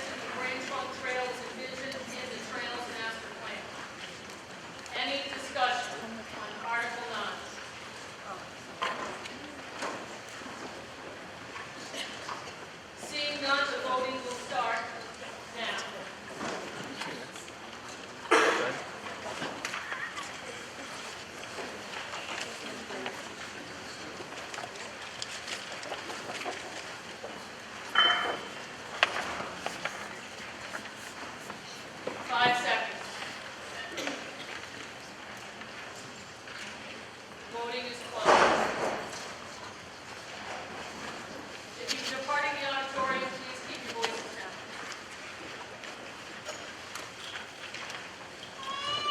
Article 10.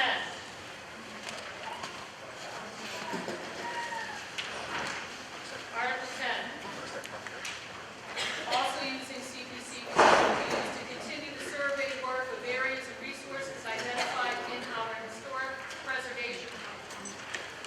Any discussion? Seeing none, the voting will begin now.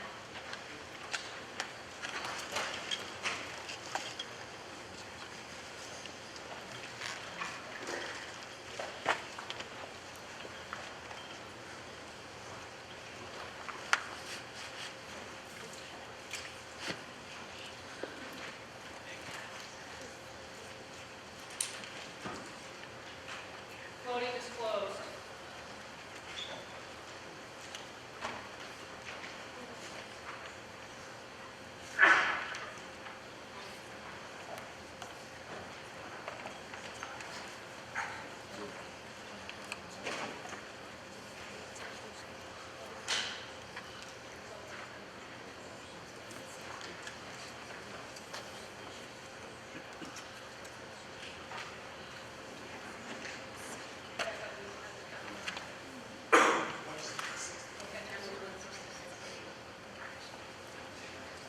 All right, Article 11. This article regarding the Affordable Housing Trust presents a request to use CPA funds. This year's proposal will cover the cost of the following: salary of the housing coordinator and other administrative costs and legal fees. Any discussion? Seeing none, the voting will begin now.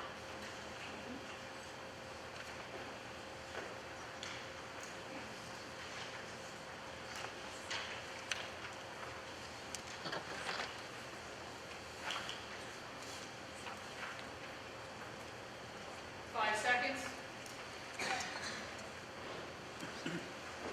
Voting is closed.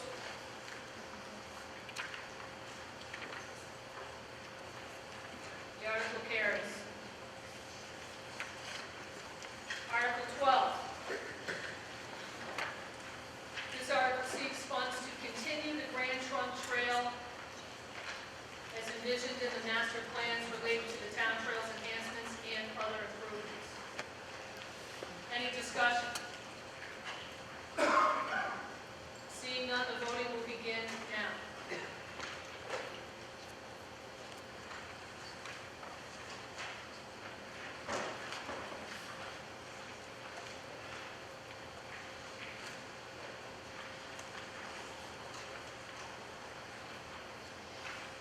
Five seconds.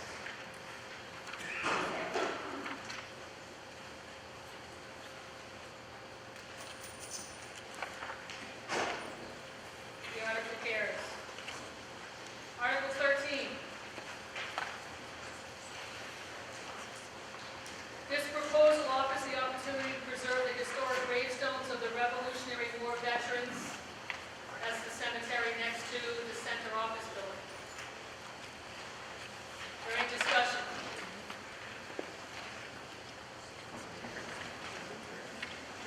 All right, seeing none, the voting will start now.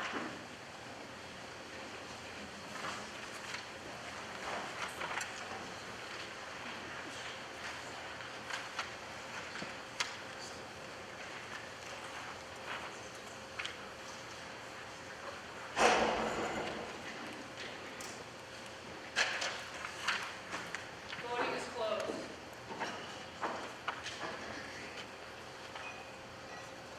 The article passes. Article 14, community preservation of the North Cemetery gravestone surface restoration. The Sturbridge Gravestone Keepers, a volunteer organization, seeks funds to preserve the historic gravestones in the North Cemetery. Any discussion? Seeing none, the voting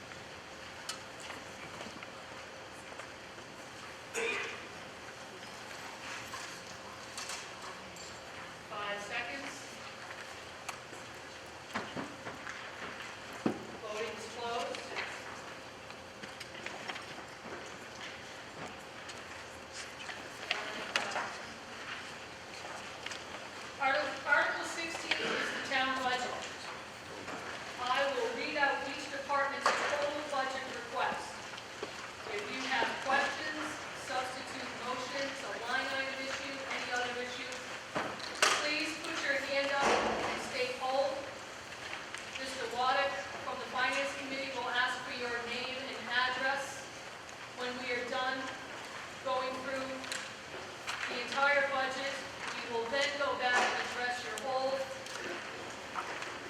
And then we will vote on all of the budget except where there was a hold, and then we will reaffirm the total budget once the holds are resolved. I hope that makes sense to you. All right, Board of Selectmen. And this is in the start of your packet, and it will begin on page number 1. Board of Selectmen, $3,600. Town Administrator, $324,853. Finance Committee, $8,169. Town Accountant, $129,998. Board of Assessors, $187,297.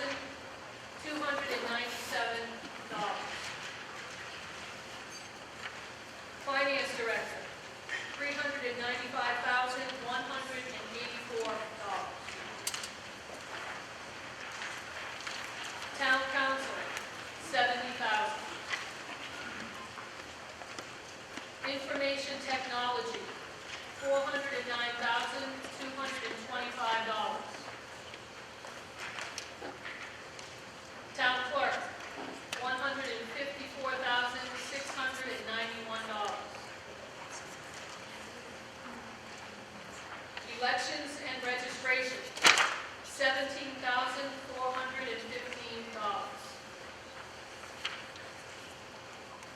Conservation Commission, $138,805. Town Planner, $247,367. Zoning Board of Appeals, $590. Economic Development, $39,570. Facilities, $82,030. Town Hall, $34,150. Center Office Building, $36,500. Senior Center Building, $21,650. Joshua Hyde Library Building, $21,635. The Safety Complex, $94,451. The Nursery School, $5,600. 8 Brookfield Road, $0. The Police Department, $3,997,887. Fire Department, $2,291,296. Building Inspector, $156,694. Sealer of Weights and Measures, $21,800. Inspectors, $55,300.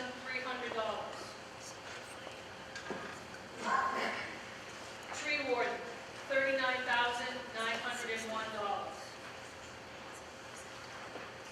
Education, $22,909,835.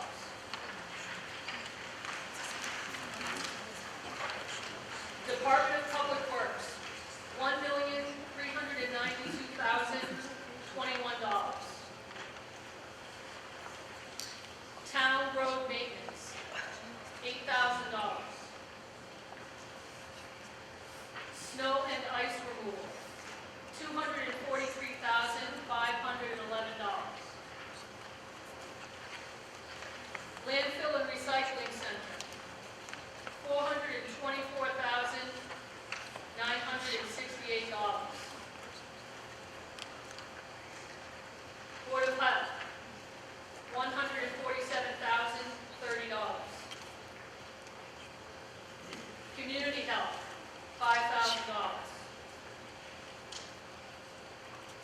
Inspections and testing, $53,623.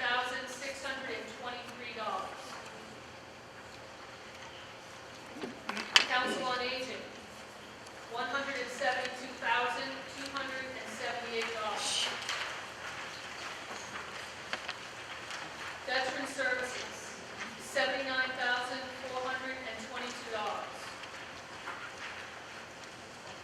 Joshua High Library Operations, $632,720. Recreation, $144,176. Trails Committee, $300. Historical Commission, $4,150. Debt Service Principal, $1,625,000. Debt Service Interest, $625,383. Unclassified, $6,276,698. Central Purchasing, $491,350.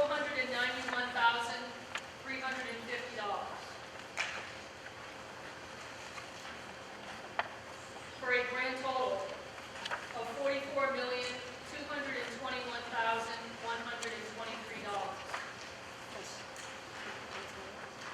Hearing no holds, the voting, I see a hand waved. Do you have a hold? Do you have a hold?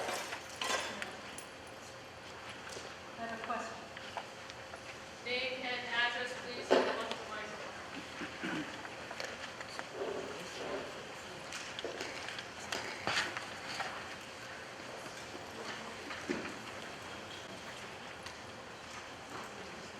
Thank you. My name is Nancy Lynn Eckert. I live at 146 Lane 8. And what budget and line items do you have a question? It's the overall budget. I'm concerned that, Could you get a little closer to the microphone? I'm concerned that all the work that went into this is very impressive.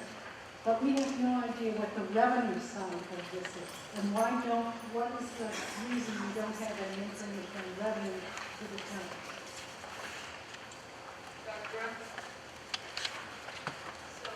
The revenue, and we're happy to share the numbers, but the revenue is not voted by town meetings. You're only voting the expenditures. So the revenue is not a number that goes into this book because it's not a number that you vote on. The revenues are what they are, if you will. What does happen during the Finance Committee meeting and during the budget process is that, as you know, we can increase the levy by a maximum of 2.5%. And you'll see sometimes in the finance book, levy limit difference, and that would mean, let's say, what the gap would be if you did not go to 2.5 to what the budgeted number is. But effectively, the revenues for the meals tax are anticipated. They're basically best assessments that we can do, and Barbara does a very good job of trying to do it prudently. You want to be somewhat conservative so you don't run yourself into the red next year, but you also don't want to under budget and put an undue burden on, let's say, the taxpayer. But the reality is we can only go up 2.5 on the total levy anyway. I understand that, but I do think that through the advantage of the citizens of the town to have some idea what the revenue is, what we expect, what you're worried about for the coming year, for us to make better decisions as to how we're going to spend it. Sure, and we can do that more publicly next year. That number is presented in the finance book, I believe. Well, it's also discussed in public budget hearing. We're not allowed to present a budget to you that isn't balanced by sufficient revenues coming in. So right now, when we voted on this, we were at absolute zero. The amount of money we're spending is absolutely equal to the amount of money we're taking in. No, I understand that, but I would like to know you know, what we're thinking about for the future. We definitely can, I can put out I next would year appreciate that. on my Facebook page and whatnot and put out publicly. I think it'd be on the nice to have website. at least a sheet in this Sure. and go over it. It would be very nice. And again, it's protected, that's one of the Yes, things yes. that people do not know. Thank you. So, I mean, if you read our report, and we're given 5-year projections. Our 5-year projections show our revenue coming in well under our expected expenses.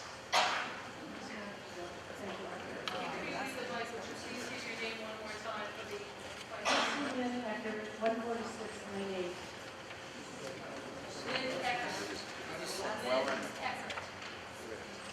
This is my first one. Thank you. Any other questions? Polls?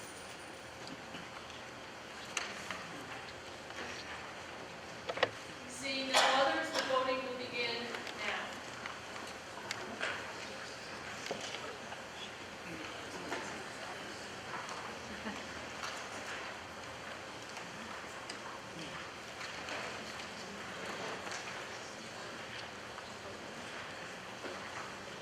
Five seconds. Voting is closed.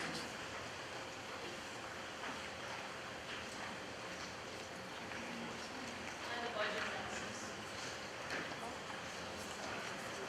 Article 17, road construction, repairs and maintenance.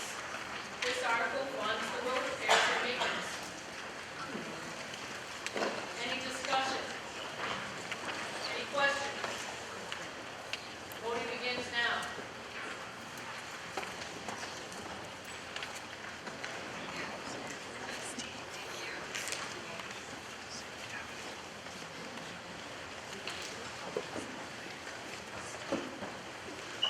Five seconds.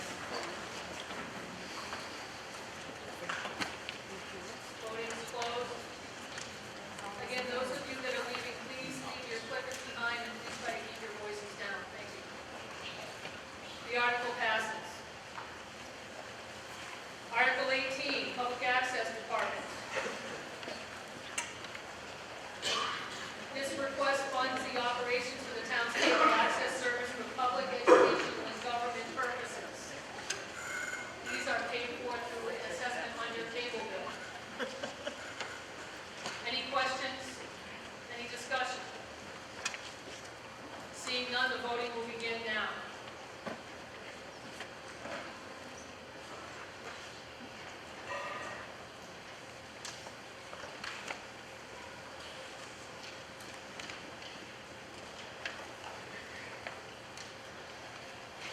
Five seconds. Voting is closed.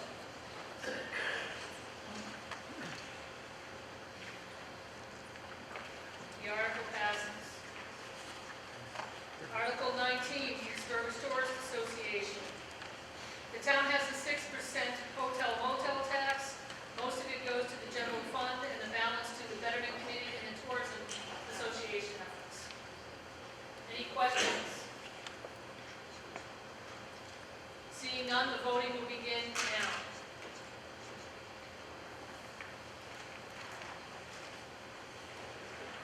Jeremy, my mic is dead, battery's dead.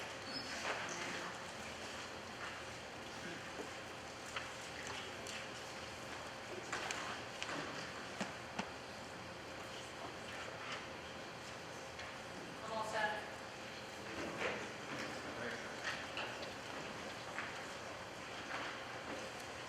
The article passes.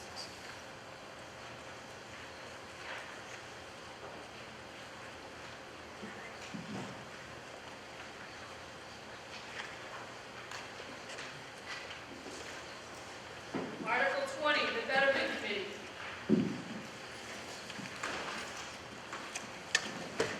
I see why everyone in the audience hated this. All right, Article 20, the Betterment Committee. These funds are used for public safety, recreation, and beautification of the community. For example, the flower barrel on Route 20 in front of Wicked Wicks, that's mine.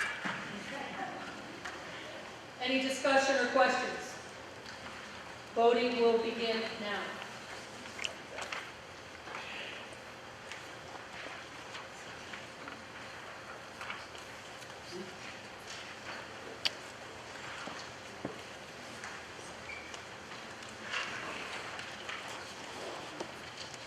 seconds.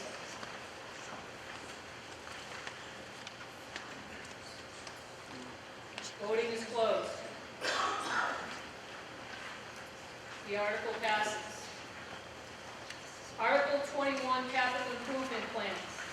Note the correction to the booklet. It says 2/3 vote.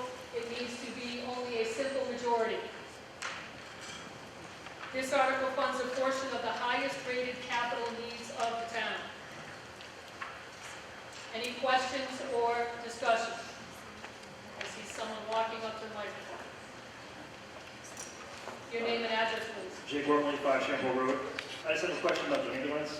Don't we have a revolving fund of $100,000 that goes in every year to try and alleviate the cost? Because we've been buying a fire truck last year, an ambulance this year. If we need the ambulance, I'm all for it. The fire department does a great job. I'm just curious if we're trying to save for something, we should get one of either, not put $100,000 every year to buy. If you Mr. read, Smith, can you answer that? yeah, in the text, we're actually taking, as part of the funding of this article, $157,000 from that ambulance stabilization fund, which is our balance right now. Just one, maybe that's not enough, because it seems like we're buying it yearly. So this Well, savings is working. The purchase plan used to be every 7 years we buy a new one.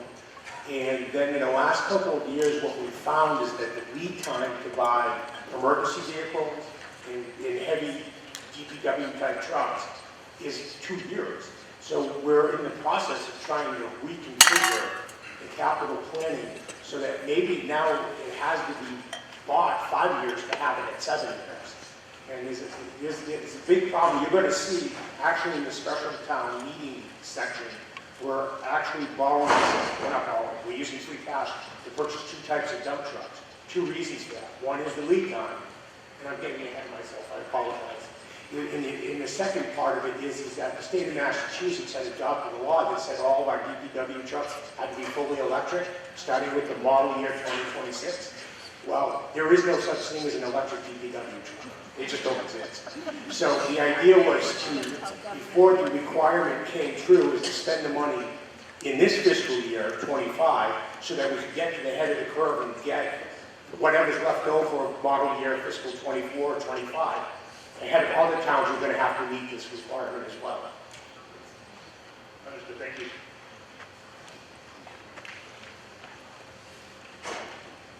Jeff Burdick, 22 Birch.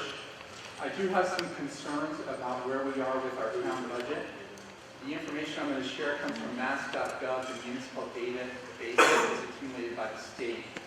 As a town, 85% of our revenue comes from our homeowners, unlike many other towns in Massachusetts.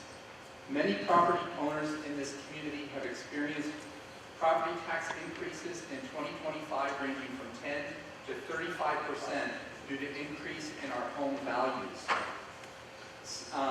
A single-family home in Sturbridge has increased in value by 46% in just 4 years.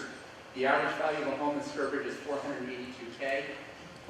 With our tax rate of 15.93 per thousand, that puts us as the 5th highest tax rate in Worcester County. In 2022, an average homeowner paid $6,500 in taxes. In 2025, we pay $7,700. If you look at comparable towns near us, that equates to $5,275 in Brimfield, 32% less. Charlton, $5,161, 33% less. Southbridge, $4,830, 37% less. If you look at towns like Oxford, $5,170, 33% lower. Sutton is 7% lower. Uxbridge is 3% lower. For many in the community, the property tax bill is higher than their mortgages. Our town demographics confirm that we have an older population with a median age of 45. More than 25% of our population is 60 years or older, and that's 10% higher than both Worcester County and the state. 42% of our households in Sturbridge live on $100K or less. Any property increase, tax increase then, impacts us in Sturbridge to a greater degree than neighboring communities. If we continue at the rate that we are right now, many are saying they can no longer afford to live in Sturbridge. People are talking about having to sell their homes because they can't pay the property taxes. So we have several options. We can increase property taxes, we can bring in businesses, or we can reduce the town budget. I think we're going to have to look very carefully at what we're doing with the town budget. 2 years ago, we had a rainy day fund that was $7.74 million. That rainy day fund we call free cash. That is not free cash. That's your hard-earned money that you pay for your property taxes. In 2025, we depleted that fund to $5.98 million. Now in 2026, we're being asked to deplete that by another $2 million, bringing our rainy day fund or free cash to only $4 million. If we have a real emergency in this community, $4 million will never be enough money to cover that emergency. That's less than 10% of our annual budget. If we think that the rest of 25 and 26 are going to be strong economically, and that we don't need to save for a rainy day, I think we're kidding ourselves. Sir, Give me that is your courage. time. Okay. 3 minutes, thank you. One more sentence? No, sir. Okay.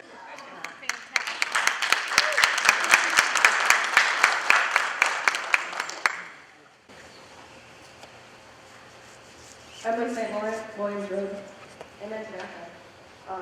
Question, what is the library exterior program space budget for specifically? Dr. Grimm or facility? Library director. Emily St. Laurent, 15 Williams Road. Library director will answer that, stand by.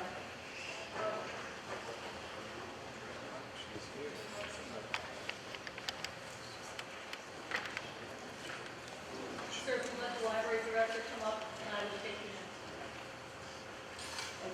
Becky Clinton, Library Director. So this would make the 2 egress doors in the back of the library ADA accessible. So currently they are not. So just like a ramp, essentially? It would basically be a deck that would link the 2 doors because the elevator's in the middle, so there's a door on the left and a door on the right. So there would be a deck that would link them together and then one ramp that would go down to the street. Okay, so this is like not concerning the, as if you had the walkway to come off the common to that door? Because that's ADA accessible, correct? The door that's in the back of the library? Yes. It is not. So those are the 2 doors we're talking about. Oh. Yep. That was good. Thank you for your question. Is Rob Cerny still here?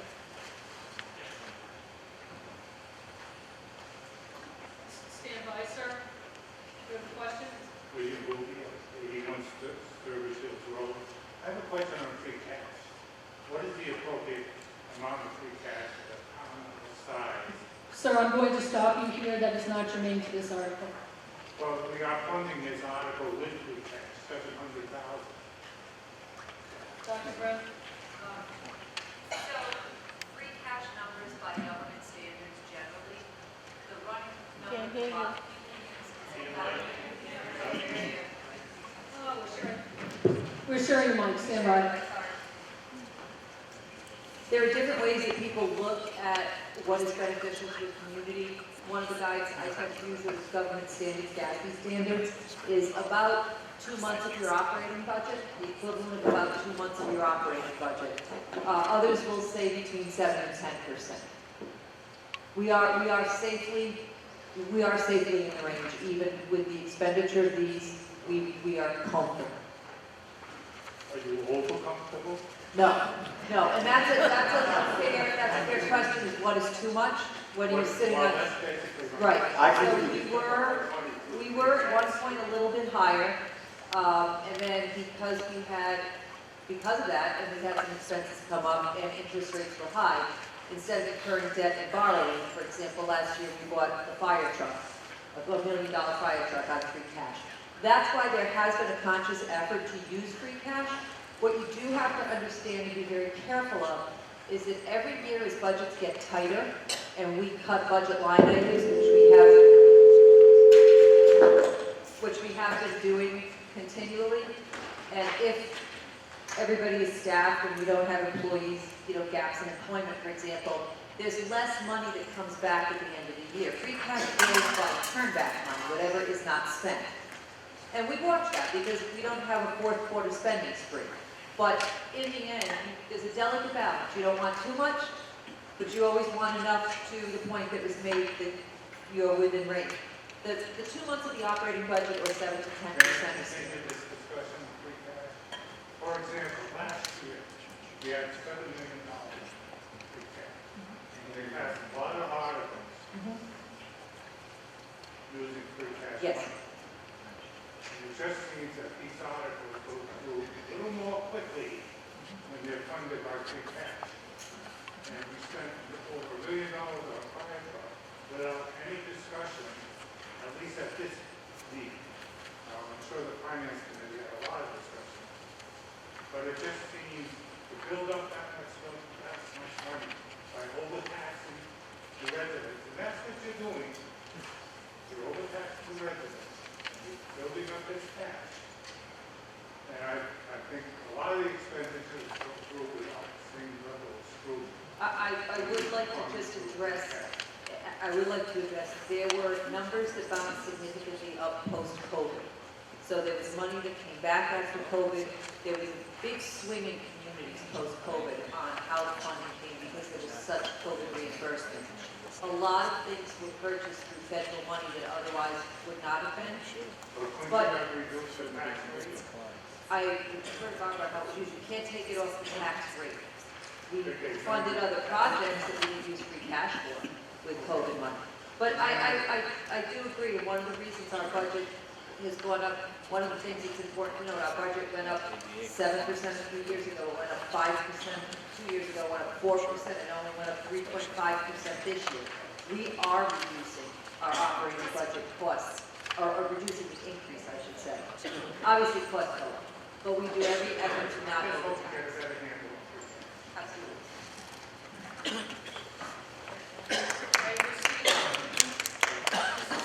Well, I'll give you all the details of free cash. So as someone stated earlier, at the beginning of this fiscal year, we had a certified free cash balance of $5,982,485. There are 4 articles in this annual town meeting warrant that are using free cash for a total of $1,023,581. So if they get approved after the annual town meeting, we'll have $4,958,940. Special is using it. Hang on, I'm gonna get there. I hear you. In the special town meeting, we're going to spend another $969,611.29 from free cash. So at the end of both meetings, if everything was expended as recommended by the Finance Committee, we'd end up with a balance of $3,989,292.71, which is 9.02% of the town budget that just got approved, which is well within the town's fiscal policies. We have our own fiscal policies where we set goals for balances in each of these categories. Thank you, Mr. Smith. Madam, do you have a question? Taylor Nelson, 174 Lake Road. The library is... Taylor Nelson, 174 Lake Road. So the library exterior program space has to become ADA compliant with the exterior doors? That question was asked. Yes, I'm just confirming, I wasn't exactly sure of the answer. So with the library elevator, wouldn't that be part of the same, the elevator is Article 22, is the ADA compliance not part of the elevator program? Somewhat separate issues. Okay. So obviously the elevator helps with ADA compliance. We want to make sure the whole line is. But then we had conversations, you and I, on a different project about how the town's doing this whole ADA compliance, and that's coming from another fund. But I see that the library here, why isn't the library coming from the same funds as the ones that we talked about? Actually, so the ADA compliance we were talking about was the 60-seater. That had actually, the Cedar Lake Recreation Area.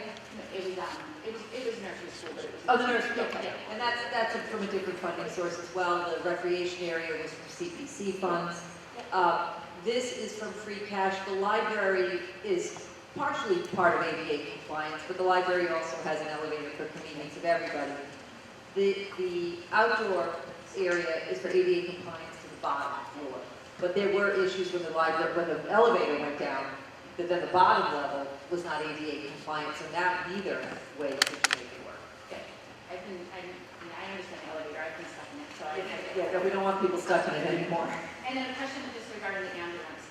How many, with the purchase of this ambulance, which is, how many ambulances would that be in? So it's 2 that run actively, and then there is a third that's a reserve ambulance in case one breaks down. It also is one that they'll place at a football game or a sporting event, but it is not one that is fully manned for service. Okay, so you don't plan on fully staffing that unit? No, not right now. So it's gonna be purchased to only be used sometimes because we don't have the staff numbers? No. No, It's replacing an old one. And when it comes in, it will replace an old one. This will become the frontline ambulance, Yes. the second over, our most current model becomes number 2, and the second most current model will become the third backup ambulance. But our 2 frontline ambulances are fully staffed for service.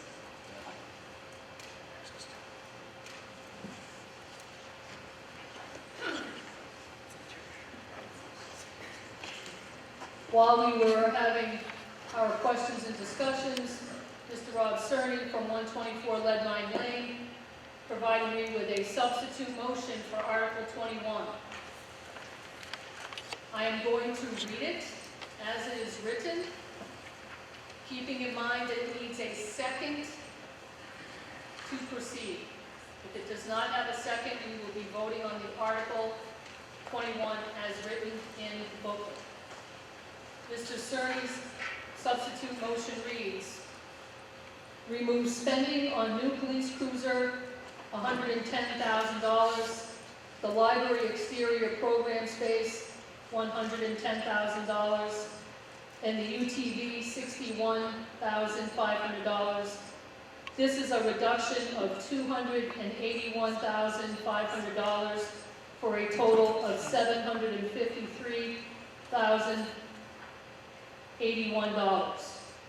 Substitute motion is to use the $281,500 in saved expenses as tax relief to the taxpayers. Is there a second on the substitute motion? Second.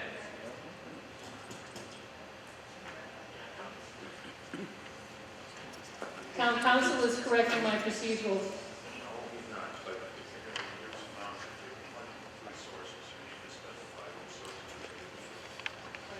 Mr. Cerny,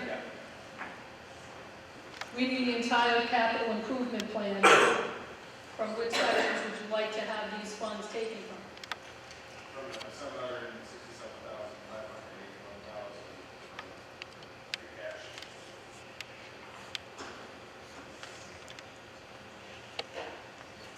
All right, the amount of money in the substitute motion would come from free cash because Mr. Cerny's total is $753,081.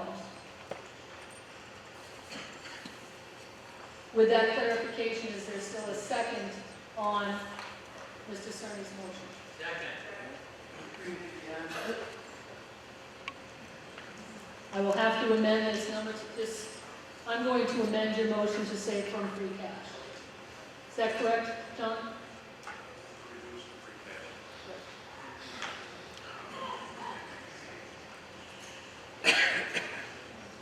So Mr. Cerny's motion would essentially eliminate the police cruiser, the library exterior program space, and the UTV vehicle.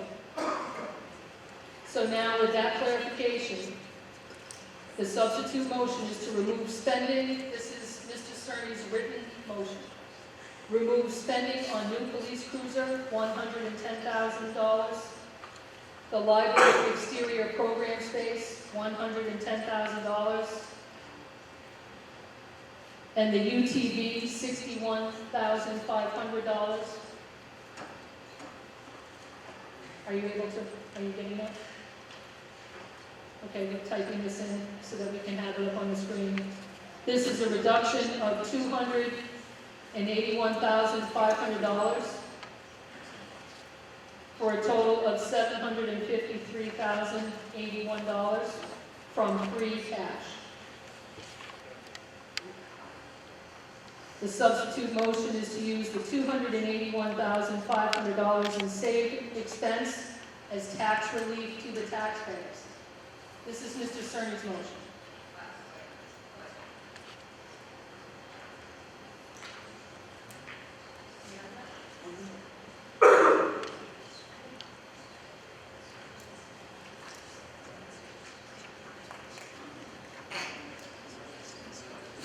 All right, so there was a substitute motion.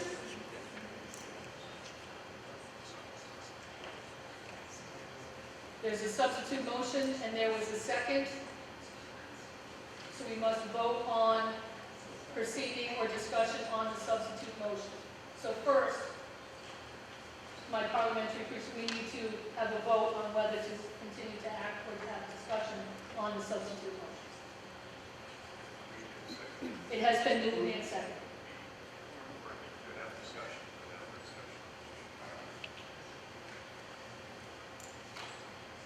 The motion on the floor now is Mr. Cerny's substitute motion. Are there any questions or discussions on the substitute motion? Mr. Smith.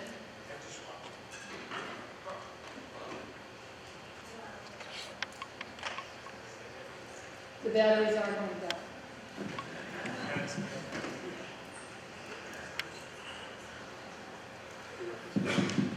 The only one thing I'd like to point out here is the fully equipped police cruiser.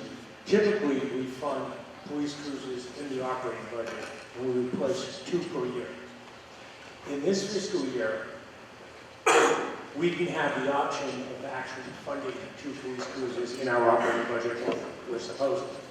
So we chose to fund only 1 and to do it with capital improvement. So if your motion goes through as it is now, there would be no additional new cruisers at the police department, and they're a very high wear and tear item. I understand that. The reason I was picking on the police cruiser is twice this past weekend going to Shaw's, and I saw those beautiful, I don't know if they're Yukons or whatever, but they're too nice for Sturbridge. They're too nice, and they're too big. I don't, in my opinion, we don't need a vehicle that big. You know, the Crown Vic service fine, I mean, those were long on with a Ford Explorer, something like that. I think $110,000 is a little bit too much for a police cruiser. I don't know how much would you get a Ford Explorer for fully equipped. Pretty sure it's less than 110. I don't know if that particular vehicle is eligible in the state purchase plan for police vehicles. Anyone who might have that entry. Do that. Chief. Rollins, our police chief. The reason why we switched to a Chevy Tahoe is there was actually a lot of thought put into this. Overall, it's proven to be a more secure vehicle. The price compared to the Ford Explorer, the Chevy Tahoe, my last quote was $48,049 for an Explorer, not equipped. $53 to $59 for the Tahoe, not equipped. So you're looking at $4 to $5 difference in the price. And then you got to add all the equipment into that, the radios. Last year, the WatchGuard video systems doubled the price and went to $10,000 a month just for that.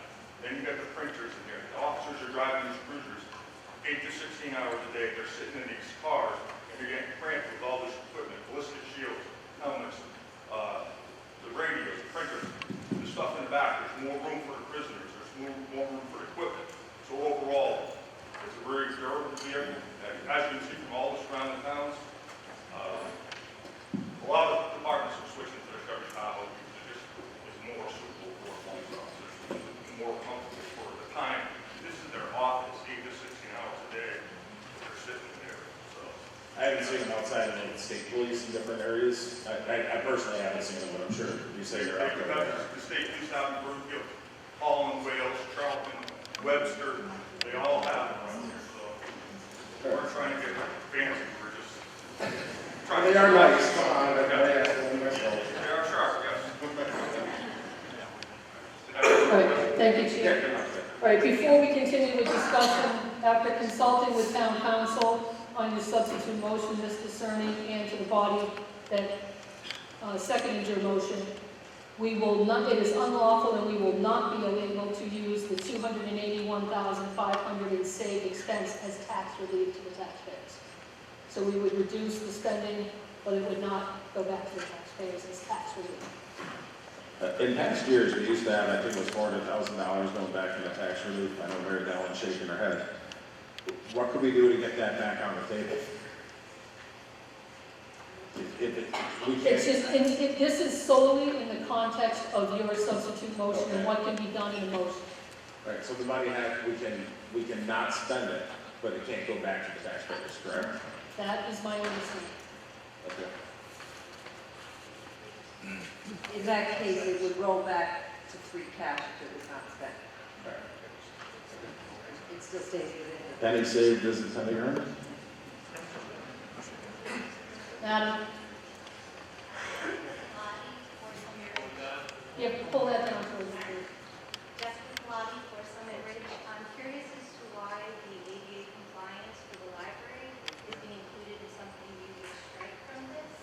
As someone who has been in CAP programs from the library. All right, Madam, I will have to interrupt you. The question should be posed to the moderator or to the town administrator. This isn't a dialogue between you and the person who, the proponent of the substitute motion. I'm curious how something related to ADA compliance. You've got to get closer to the mic. So with that in mind, that this is not a part of the debate, do you have an actual question, or is it just questioning the motivation of the proponent of the substitute? So my comment would be then that to cut $110,000, that would limit access to the ground floor of the library for programming and events.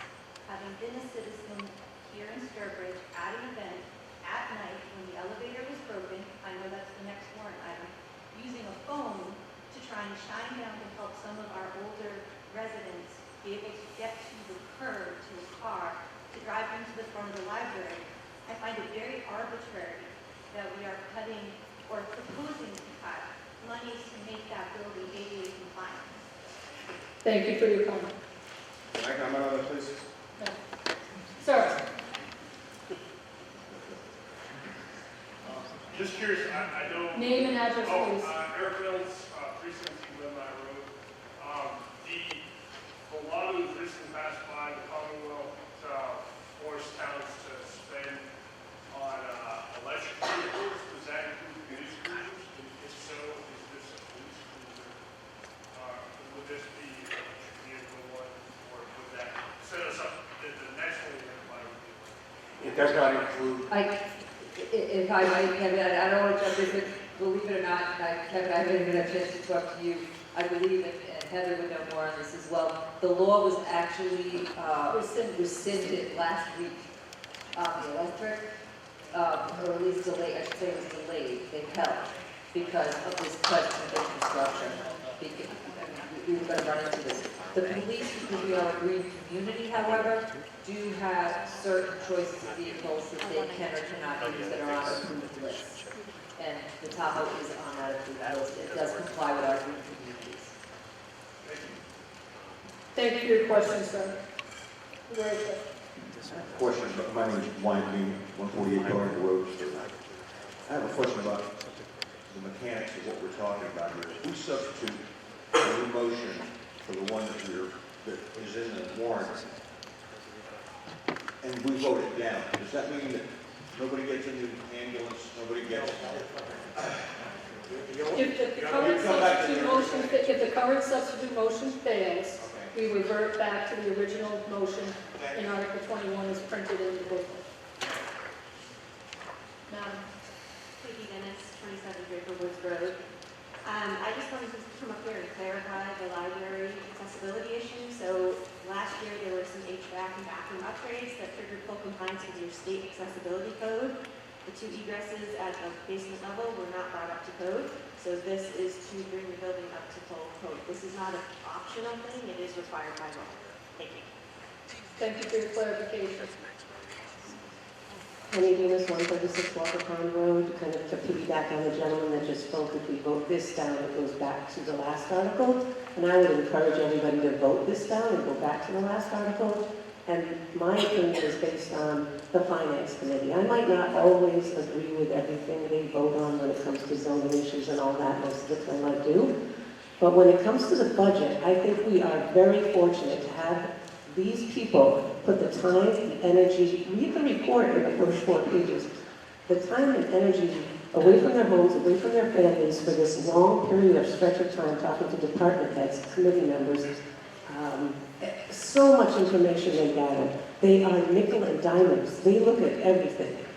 Sometimes a little bit frustrating from somebody sitting on this end. But I really trust this finance committee. And I also think you get what you pay for. Yes, some of our seniors are up in age. I'm glad we're going to have an extra ambulance. I hope that if there's something thrown down at my house, there's equipment there to get to need for my family to help me. But it's the finance committee's amazing scrutiny over every nickel and dime that comes into our town, and then they bring this to you, that I would encourage you to vote this down and get back to where the finance committee suggested we go.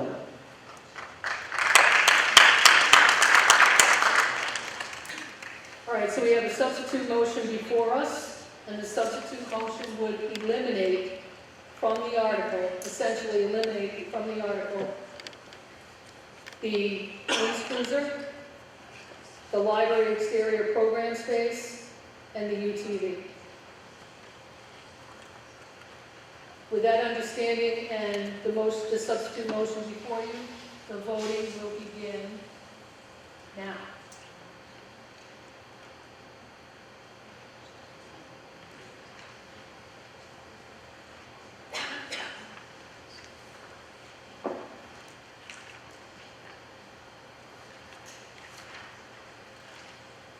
Five seconds.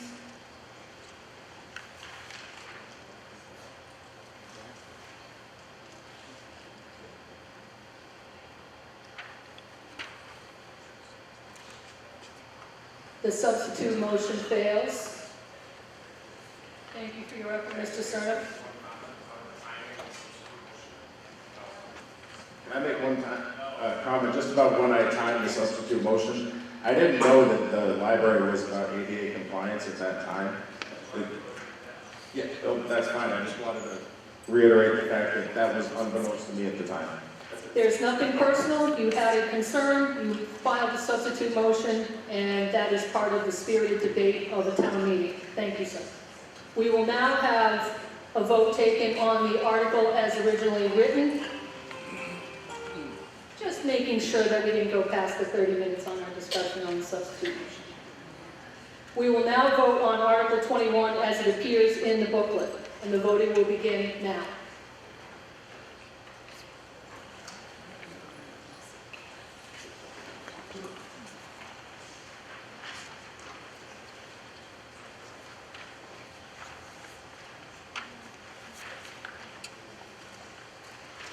Five seconds.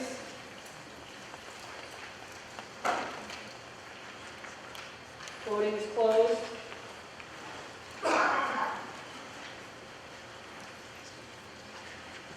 The motion carries. It's a tricky mouse there, isn't it? Article 22, library elevator. This requires a 2/3 vote. We heard some discussion just a few minutes ago about the need for the library elevator and some ADA issues. This funding upgrade is needed to upgrade the elevator and provide some architectural services. The components in the existing library are original from 1989 and have failed several times. Is there any additional question or comment on this article as written? Seeing none, the voting will begin now.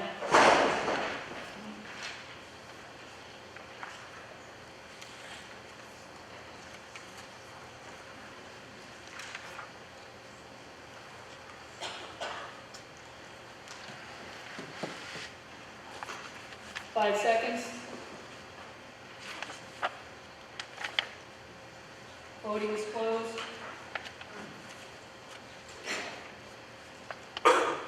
The article passes. Article 23, Capital Stabilization Fund. The purpose of this fund is to maintain an equipment replacement and facilities maintenance schedule. Any question or comment? Seeing none, the voting will begin now.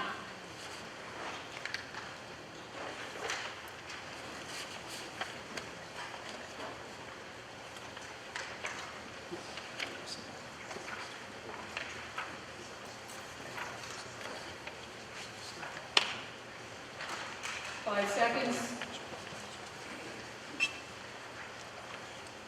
Voting is closed.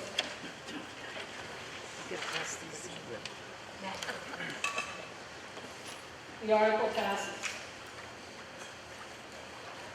Article number 24.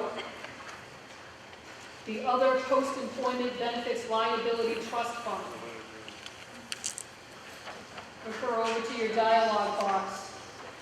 But government accounting standards, the Government Accounting Standards Board has determined that other post-employment benefits are a part of the compensation that employees earn each year, notwithstanding that they will not collect on those benefits until they leave service or retire. That includes such things as health insurance. It mandates that municipalities properly account for these future expenditures. Are there any questions or comments on this article? Voting then will begin now.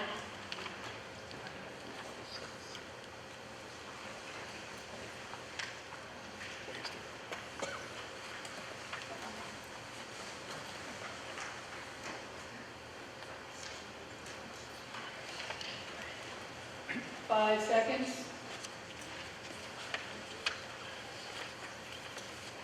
Voting is closed.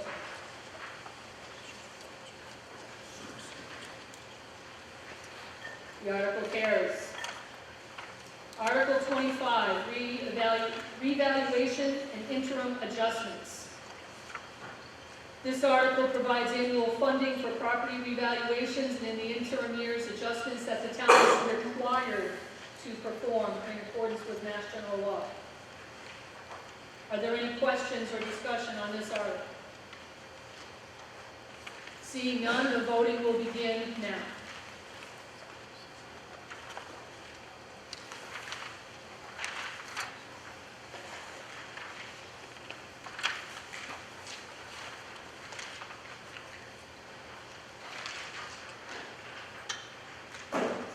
Five seconds. Voting is closed. The article carries. Article 26, Veterans Exemption.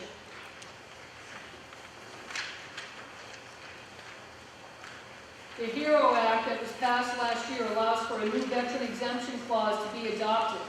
If the town adopts that, the increased cost of potential exemptions for this town is estimated at $42,300. This amount would not be reimbursed by the state.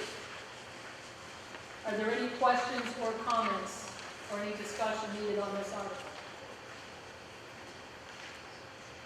And we got off easy. Voting will begin now.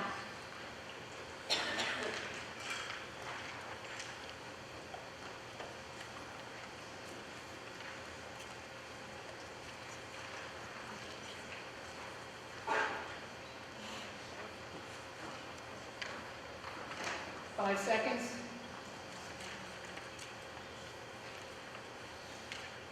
Voting is closed. The article carries. Article 27, rescinding of chapter and use code.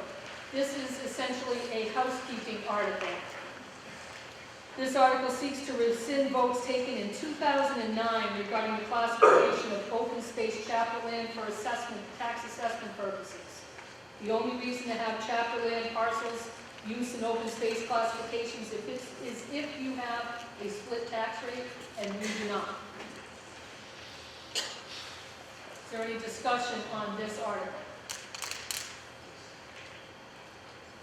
Hearing none, the voting will begin now.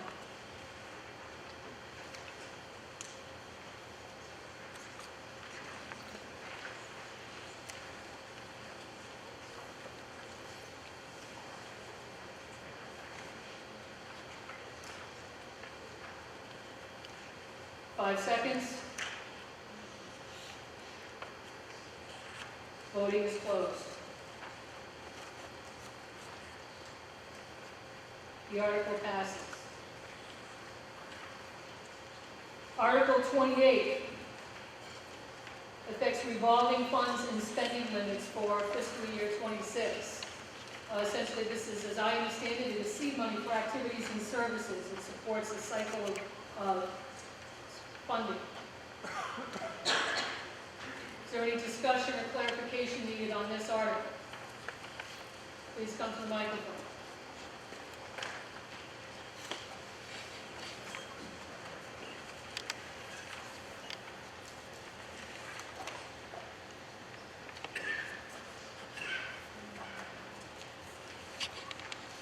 Brian Bistro, 6 Old Town Way. Just a quick clarification. The rest of them seem controllable, but hazmat cleanup would seem to be something we have very little control over. So how do, if there's a terrible spill or something, so how do we set a maximum for that particular budget, and what happens if we have to exceed it? It's a hazardous material question. The $20,000 hazmat cleanup. Who can best address that? Dr. Grimm, Fire Chief? Who should address it?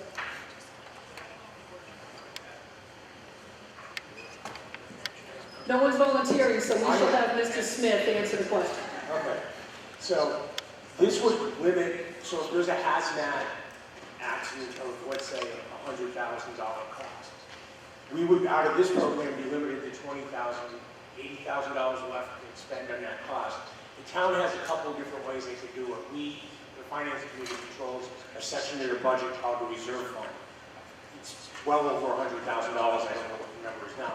But someone could come to us and ask for funds to cover that, or they could come to a special town meeting, put a warrant article on there that says, I need $80,000 to cover the hazmat cost. There are several ways for us to get back at that cost.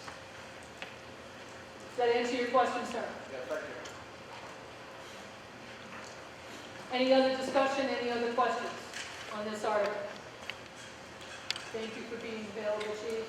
If there are no others, voting will begin now.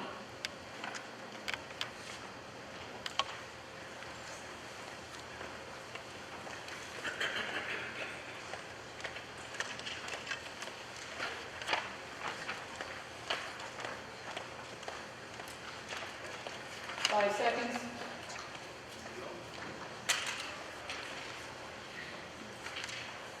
Voting is closed. The article carries. Article 29, landfill grading and compacting. The funds sought in this article will correct grading and height issues on the south slope of the landfill that are out of design compliance. This is a regulatory requirement. Are there any questions or discussions on this article? Hearing none, the voting will begin now.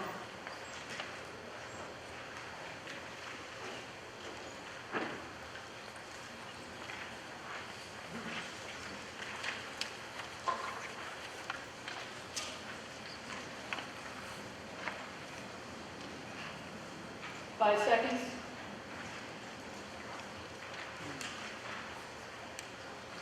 Voting is closed.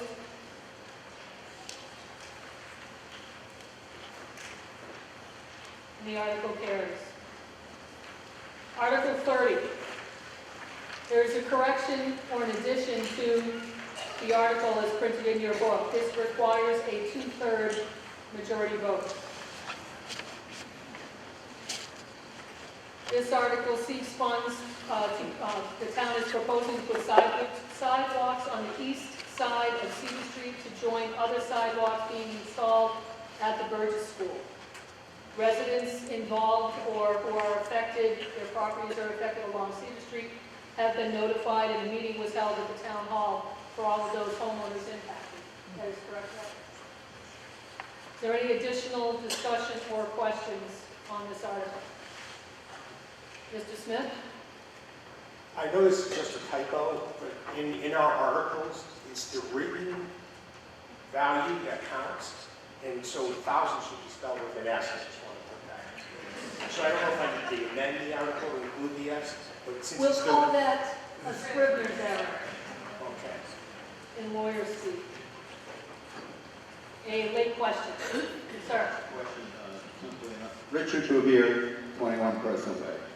Why the change from a majority vote to two-thirds vote, and maybe a little bit of an explanation as to what future requirements would be and things like that? This has to do with the taking of land, is it two-thirds? That's why it requires a supermajority. Actually, no, it's the appropriation of money to acquire land required for two-thirds. Does that answer your question, sir? Any other questions or any other discussion? Seeing none, the voting will begin now.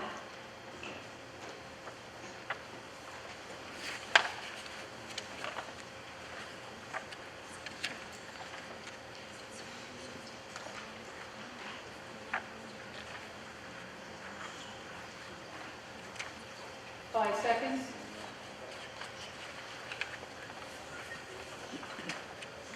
Voting is closed.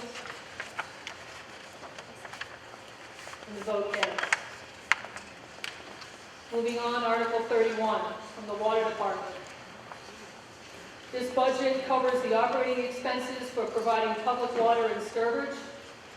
This will actually result in an increase of the water rate to $8.72 per 100 cubic feet, or a 3.2% increase. This is borne by the ratepayers. Any questions? Questions? Jeff Shapiro, 50 Westwood Drive. Just a clarification, I'll plead ignorance because I really don't know. I noticed on the estimated budget listing, it has a listing on here as well as Article 32 for DPW Director, $17,243. Just wanted to get a little clarification because we already have a budget for their salary, so why more on both articles? The DPW's director's salary is also included in the line item budget, and another component in the water, and another component in the sewer. So all three make up a total. So there's no duplication, it's just... Yeah, it's just additions. Perfect, thank you. Any other questions? Seeing none, the voting will begin now. 4 minutes. This is actually got 8 minutes.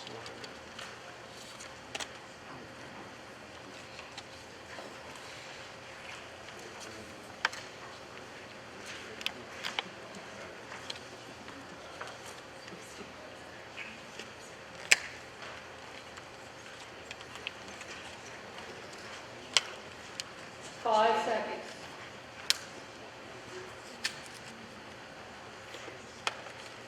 Voting is closed.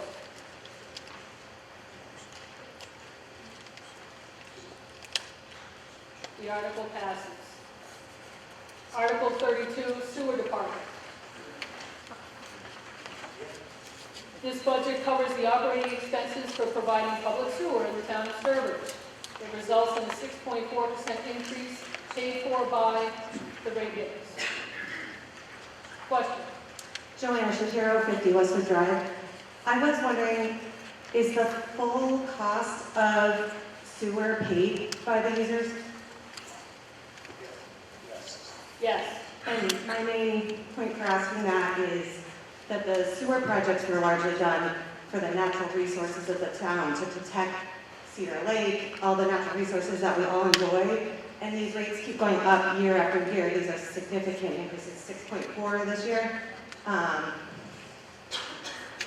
And it just seems as though it should be maybe at least slightly mitigated by other residents that enjoy these natural resources and care about them as well.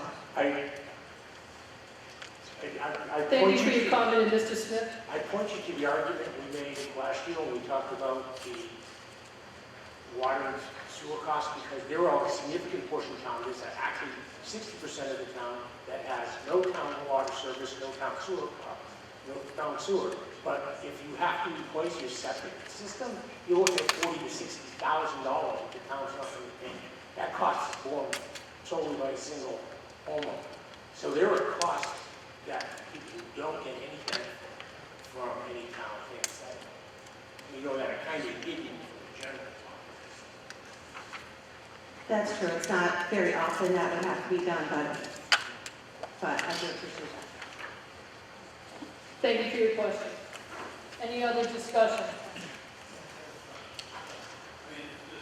Your name and address, please, and use the microphone. Thank you. Mark Smith, 186 Lake Road. And it's just striking because the water and sewer are right next to each other, and it's exactly the double amount of increase, 3.2 on the water and 6.4 on the sewer. So I'm just curious, is there some operational reason why the one is going up twice as fast as the other? I can address some of that. There are different costs and increased costs that sewer has that water does not. For example, things like the E1 pumps are part of the cost of the sewer operation that the water doesn't have. So the sewer operation is a more involved operation. It has more infrastructure issues and concerns. And then things like the E1 pumps, and I would defer to Heather if there's anything critical beyond that. But again, when you look at that, you also have to add the sludge, for example, in there, which is something that doesn't fall into the water. So it's just a more broad operation as a whole.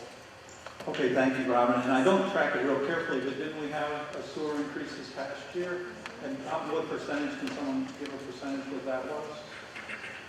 It wasn't on last year. I mean, when I see 3.2 for the water, I think, okay, that tracks pretty closely to the COLA. Last year's sewer was 20%. And it's just a coincidence that it's double. I mean, it's all based on water usage and then the sewer usage, and then just goes using like an average of 3 years and then dumped into a formula of what the budget is. So it's just a coincidence that it's exactly double. Right. Yeah, that's just what I- yeah, I mean, it's just, if you get a 20% increase and then a 6.5% increase right after that, and, inflation so far anyway has been tracking at whatever, 3% or give or take, so it's just striking. Thank you. Any other question or discussion? Hearing none, the voting will begin now.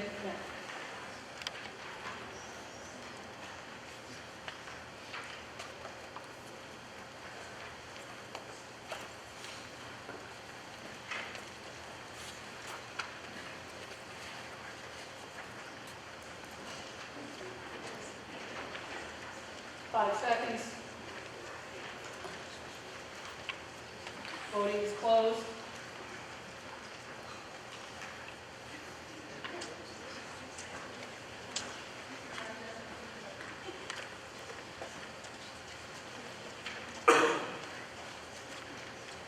Francis has the time. Just a moment.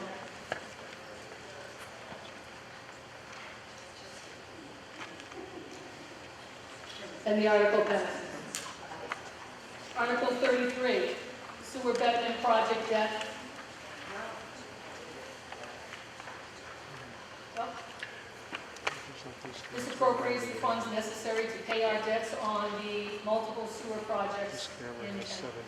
Are there any questions? Are there any questions? Hearing none, the voting will start now. Once we get one new card in here, one in.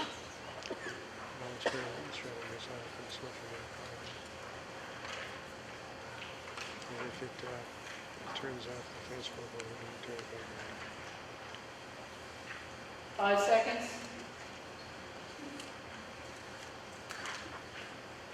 Voting is closed.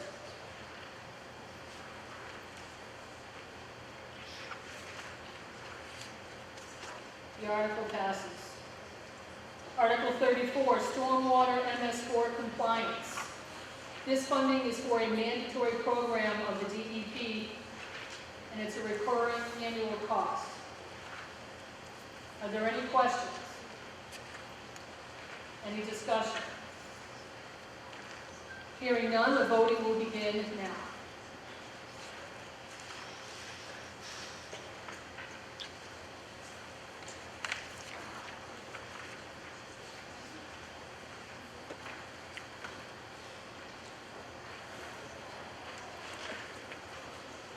Five seconds.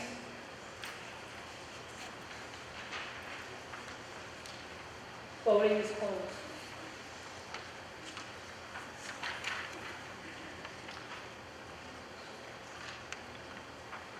And the article passes.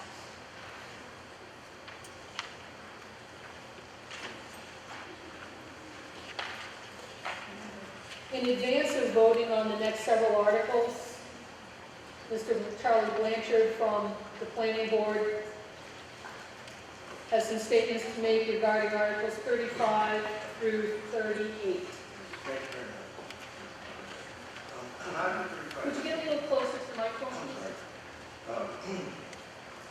On Article 35, this change will allow residents of lawfully pre-existing non-conforming parcels to erect an accessory structure such as a shed or garage without the necessity of applying to the zoning board of appeals for approval, when the proposed structure will comply with all setbacks, lot coverage requirements, and of course, conservation commission and building inspector approvals are required. So the planning board held a public hearing as required for the proposed amendments to the zoning bylaw, paragraph 300-15.2, non-conforming uses and structures on January 13, 2025 as required. The hearing was legally posted and published in the local newspapers for 2 consecutive weeks, and all others were notified as required. At the meeting of January 13, 2025, a motion was made by Susan Waters, seconded by Wally Percy, and voted 6-0 to support the proposed amendments and ask that these amendments be included on the annual town meeting. Thank you, sir. Are there any questions? Any discussion? Hearing none, the voting will begin now.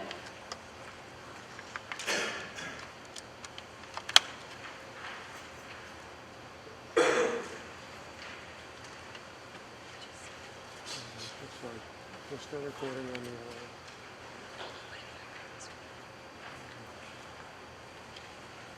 the 5 seconds.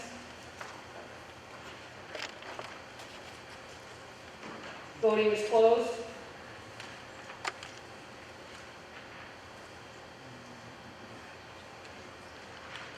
The article passes. Article 36, Mr. Blanchard. This proposed change is to clean up an error in the bylaw so that it correctly cites the appropriate authority for enforcement and issuance of building permits.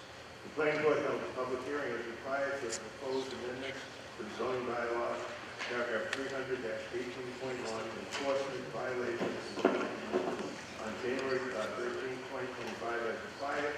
The hearing was legally published in the local newspaper for 2 consecutive weeks, and all others were notified as required. At the meeting of January 13, 2025, the motion was made by Susan Waters, seconded by Wally Percy, and voted 6-0 to support the proposed amendments and asked that these amendments be included on the annual town meeting. Thank you, sir. Please note that this requires a 2/3 majority vote. Are there any questions? Would you yield to the gentleman? Jay Longley, 5 Shamble Road. Just a question for clarification. With this change, it means the building inspector would be solely responsible for all buildings being built, so one person would have authority to decide whatever we build in this town? I think the building permit has that authority. This just clarifies that it is a building permit, building inspector and not the Say it says the commercial property only built, it'd be a single person that would be able to say yes or no to that, not the board of selectmen. Well, building permits have to be conducted to all regulations, including planning board approvals, zoning approvals, conservation approvals, and so forth. So the building inspector, the building commissioner is the one that signs off on the approval of building permits. No, we're taking it to one side, just want to make sure that was there. Yeah, they don't. One second, never. Are there any other questions? Any additional discussion? And the voting will start now.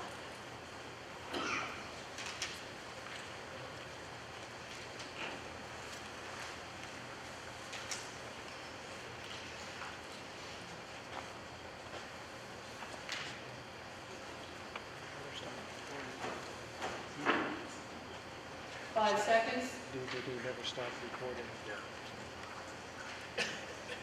Voting is closed. The article passes. With my mouse. Article 37, Mr. Blanchard. Okay, on Articles 37 to 45, these are all proposed changes to the zoning bylaw related to accessory dwelling units to ensure consistency with recent changes to Massachusetts general laws. The addition of this definition is one change.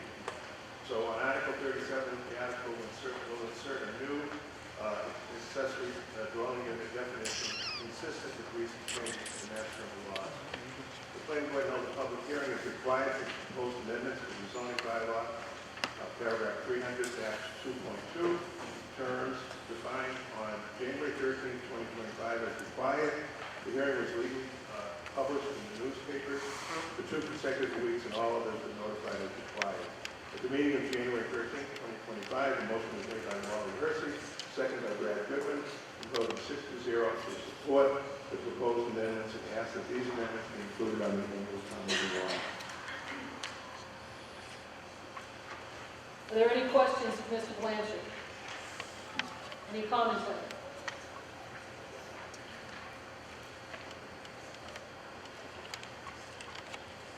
On Article 37, the voting will begin now.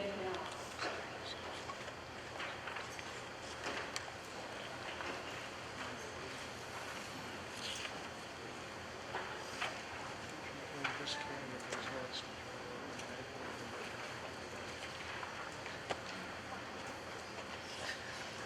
5 seconds.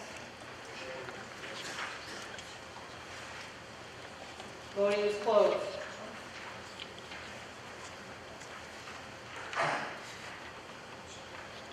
The article passes. Now, Mr. Blanchard, your explanations for the next several articles are similar to the previous.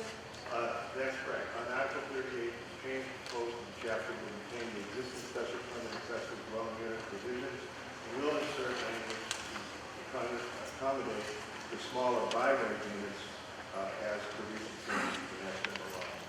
Again, the planning board held a public hearing as required for proposed amendments on the zoning bylaw, Article 11, accessory dwelling units, on January 13, 2025. The hearing was legally published on local newspapers for 2 consecutive weeks, and all of us were notified as required. The meeting of January 13th, the motion was made by Wally Hersey and seconded by Sue Waters, and voted 6-0 to support the proposed amendments and ask that these amendments be included in the annual town meeting warrant. Are there any questions of Mr. Blanchard? Hearing none, the voting will begin now.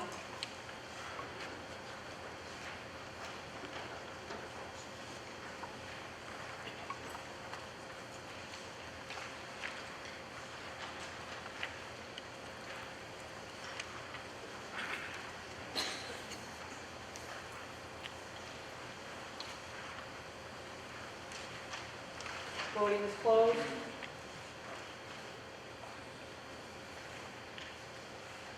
The article passes. Now, on these, Article 39 to 45, this explanation will be for all of these. These update all districts to allow single-family residential homes to allow by-right accessory dwelling units. It also clarifies when a special permit may be necessary for an accessory dwelling unit, consistent with recent changes to the Mass General Law.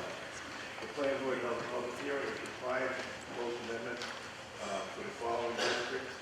Paragraph 300-4.2, the residential, rural residential district, 300.4.3, suburban residential district, 304.4, commercial district, 304.5, commercial tourist district, 304.8, 304.9, historic commercial district, and 304.10, special use districts to allow the accessory dwelling units as noted above.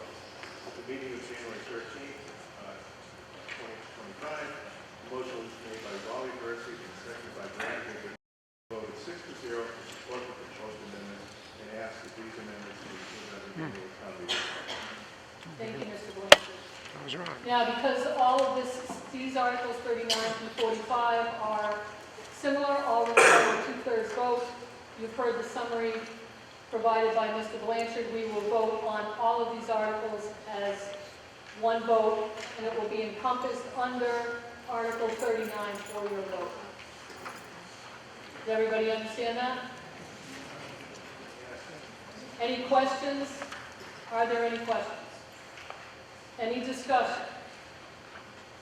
Hearing none, we will begin voting now as an omnibus motion, Articles 39 through 45, and the voting begins now.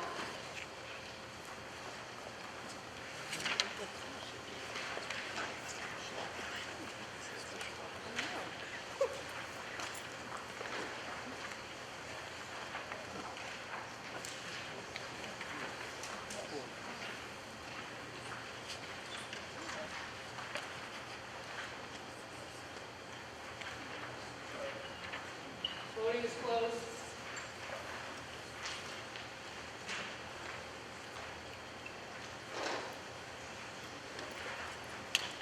The articles pass. All right. I have received a request. Is Katie Lynn Gendron here?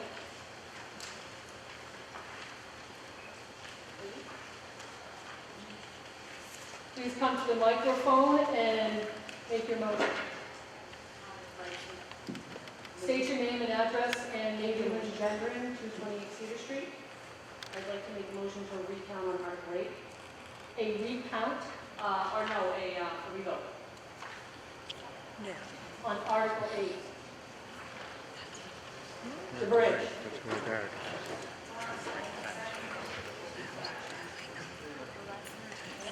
And the basis for this request is what? You're allowed to make it. Well, personally, I We feel should, we need to as though, Madam, we need to educate the body on why you are asking for a revote at this time on Article 8. at this time, because I wasn't aware of the rules of when you could have, I would have asked earlier had I known I could have asked earlier. I thought I would wait to the end of the meeting. But the reason I want a revote, is because of how important I think it is. It talked about the bridge that was put in Brimfield. I walk that Brimfield Trail all the time prior to that bridge. It was a loop, and now it's not. It gives you access to so much more. And I feel like this bridge is so important to the community, and it will add so much more. And I feel like, I would have asked earlier if I thought, but I think it's important enough. There are actually no new facts that you have presented. You can make a motion anytime before the dissolution of the meeting. This is your desire, but I'm looking for new facts, like a new basis for us to vote on, to have a revote.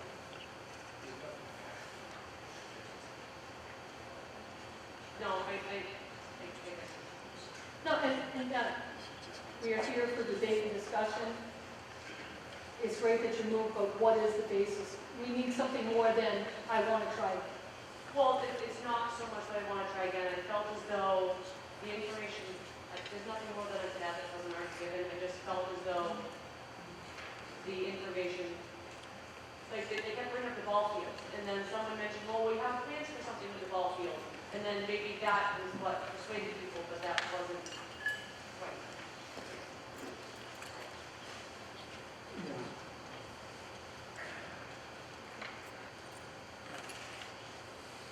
Hi, Beverly Litchfield, 136 Lake Road.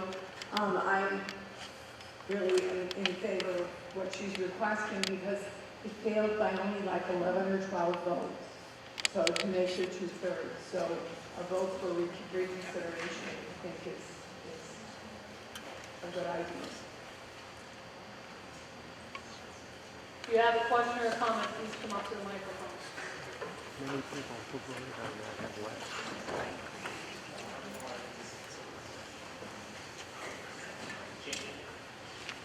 Madam Moderator. I'm setting the timer for 30 minutes. I'm just going to urge everybody not to vote in favor of this. I think it's inappropriate. People have left. I'm obviously very in favor of the fields, but this will be more detrimental to that long-term progress. A lot of people came to this meeting expecting a fair shake at it, and once the business is done with no new facts, I just don't think it's appropriate, and frankly, it will be detrimental to our fields in the long run. So thank you.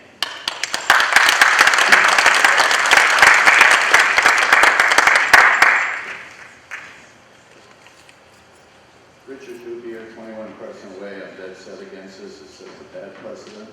We could be here until 2 o'clock in the morning, waiting until we have 5 people in this room, and then have a 2/3 majority. We can't re-vote.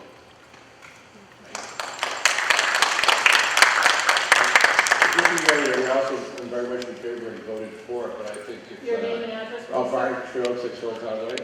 I think it's a very bad precedent, and it's bad faith for our neighbors that did come and vote earlier, so as much as I think it's a good idea, I think we can go back at it next year, or whatever the process would be, to try to do that, but I would say that I think it's very bad faith to try to do that at this late stage in the meeting.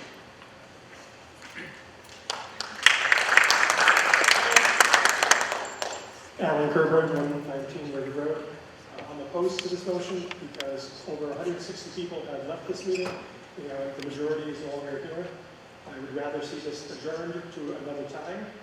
For that reason, I'm against this.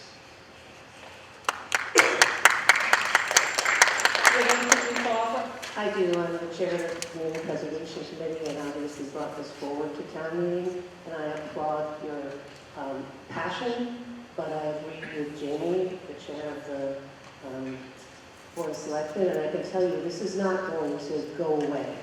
We won by a majority, and we didn't get the 2/3, and we are going to work hard to keep this project going forward because it is a priority in so many of our plans. So don't go away. There's an opening on the Community Preservation Committee at large. Talk to Ms. Grimm and Dr. Burnside, and maybe join us in the next effort. It was never my want to wait for everyone to leave. I don't think anybody here thinks there's any bad faith in the timing of your motion. I am not going to allow the motion.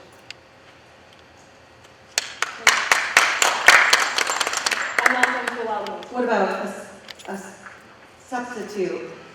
I'm not going to allow the motion. The article was addressed hours ago. I'm not going to allow an additional discussion on it.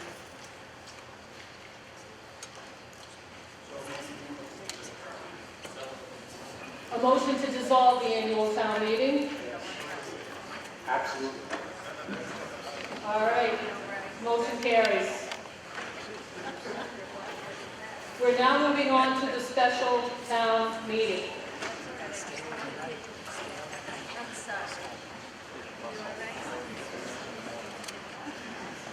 We're going to go right.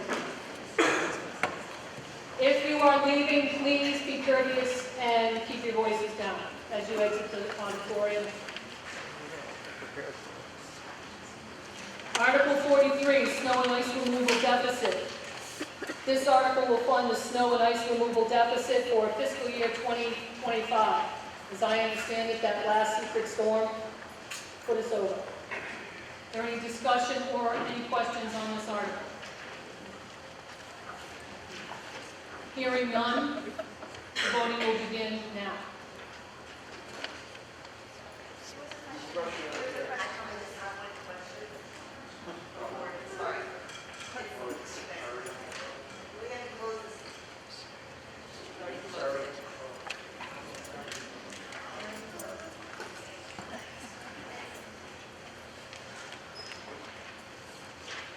Voting is closed.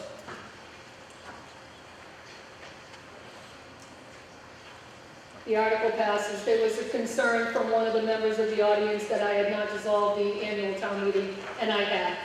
Thank you for ensuring that I adhere to parliamentary procedure. I will be much louder the rest of the year. Article 44, unpaid bills of a previous year. A 9/10 vote is required for this article. The following, if there were some invoices that were not submitted timely for payment in the prior fiscal year, the services were received by the town and payment is due. It is $117.12. Are there any questions? Hearing none, voting will begin now.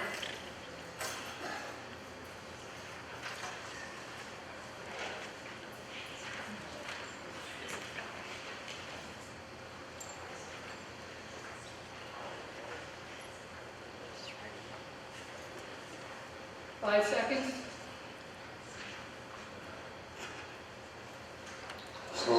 Voting is closed.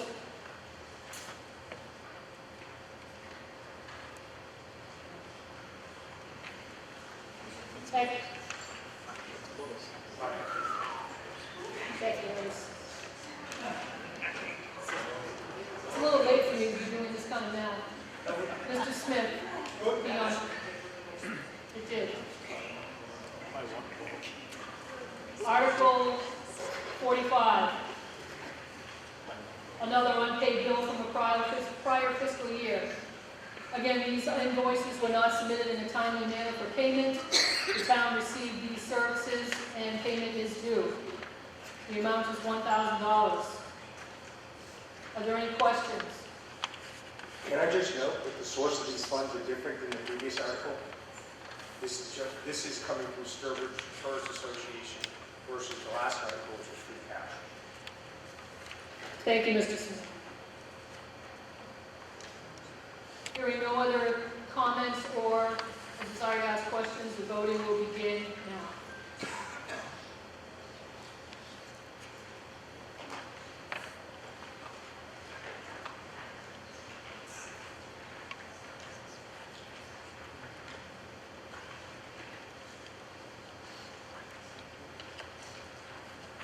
Five seconds. Voting is closed.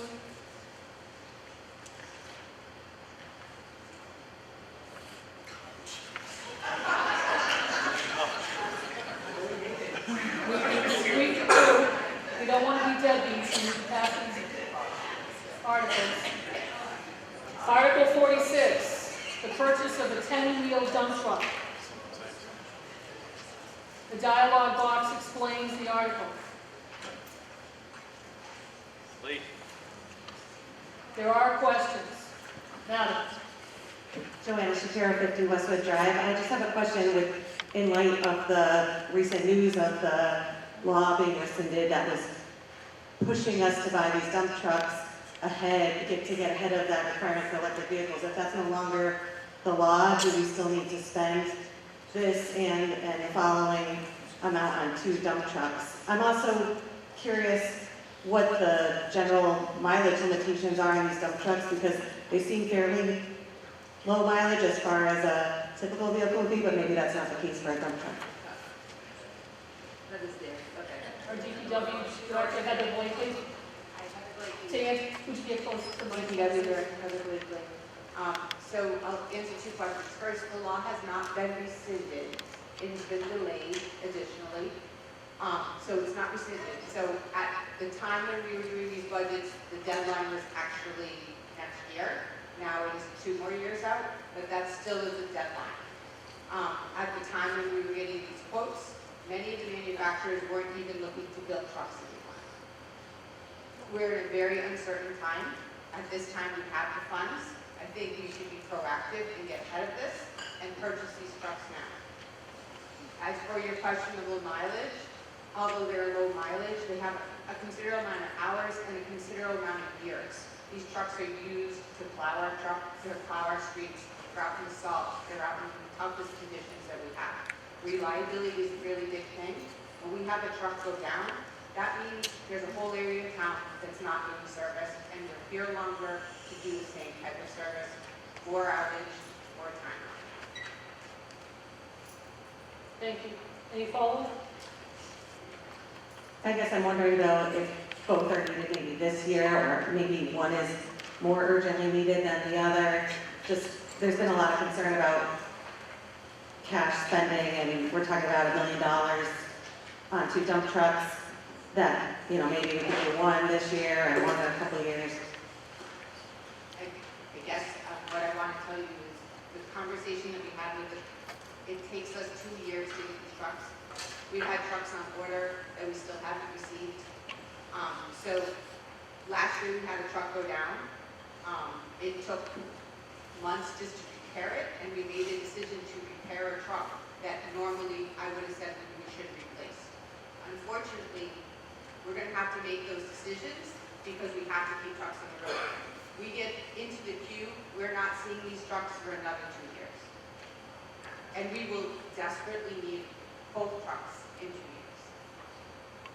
Okay, I appreciate it. From attending the budget presentation to Board of Selectmen, it sounded like The only reason this was coming up was because of the EV requirement. So hearing that there was more time on that, I thought it may be unnecessary. Sir? Alan Kerboy, 119 River Road, Sturbridge. As Mr. Smith had stated from the Finance Committee, their belief was that that law was going to take effect, and that was the purpose for them approving it. It's my understanding that a 10-wheel dump truck goes up the state bid for 2025 at $306,000. That's not fully equipped, I understand that. It's also my understanding that a 6-wheel is $130,000 at Bill International. The lifespan of these vehicles is roughly 15 years for a municipality on average. Are we replacing a 10-wheel truck? Our intention right now, because of the uncertainty of when vehicles are, we're going to keep the existing trucks in service for as long as we can. How old is the current 10-wheel truck that we have? 2007. 2007. And this is going to have a side plow.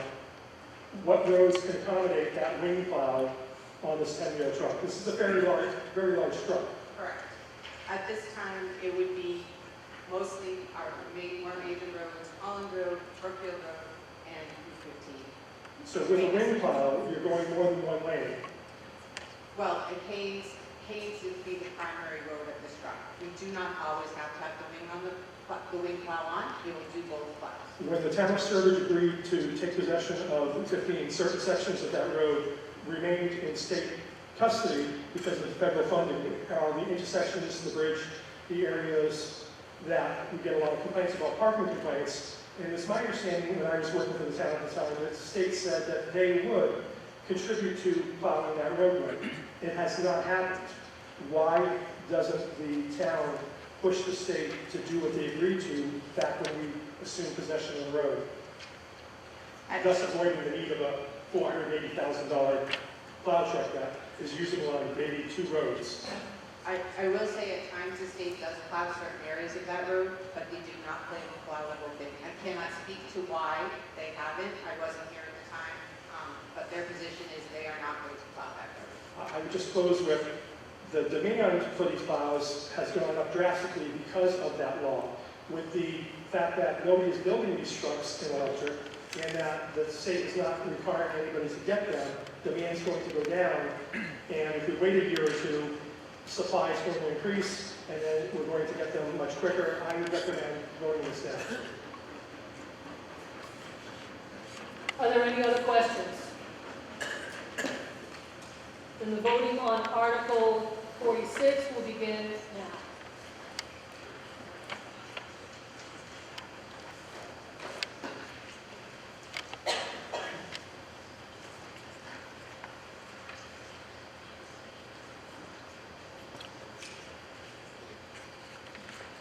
Five seconds.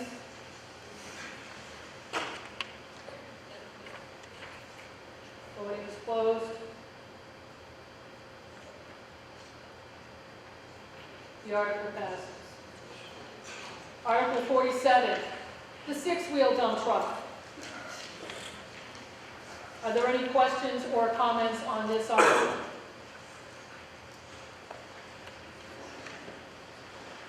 Hearing none, then the voting will begin now. Oh, please come down to the mic, state your name and address. Alan Kerboy, 119 River Road, Sturbridge. When I did a simple check on the mass bid system, it said a 6-wheel dump truck, the base price was $130,000 for an international. I understand that it needs to be equipped, but over $200,000 in additional expenses seems kind of excessive. Again, is the purpose of this because of the electric, and can this be put on? Heather?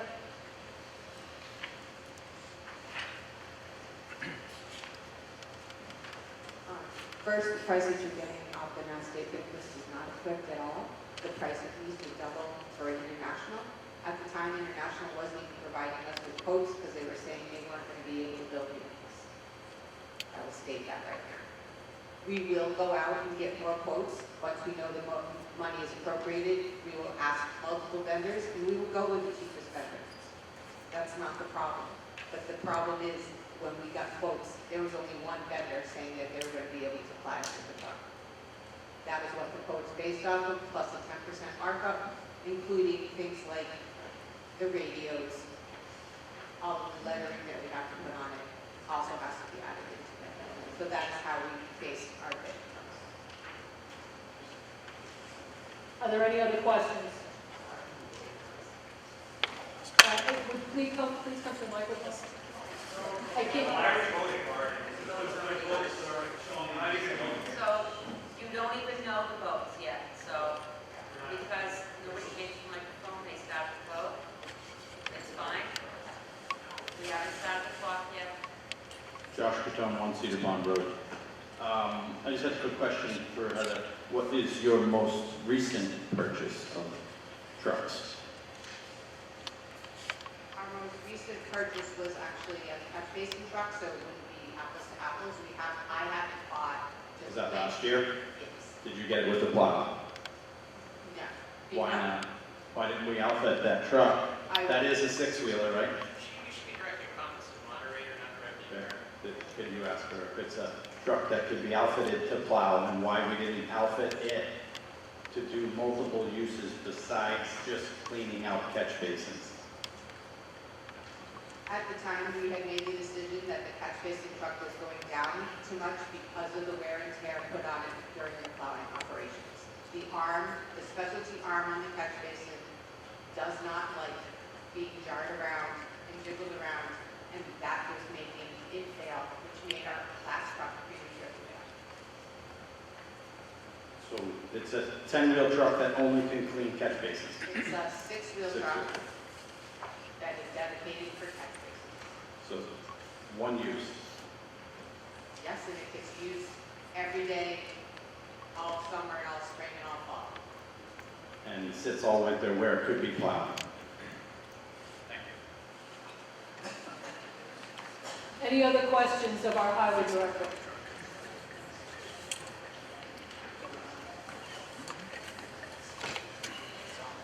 Hearing none, the voting will begin now.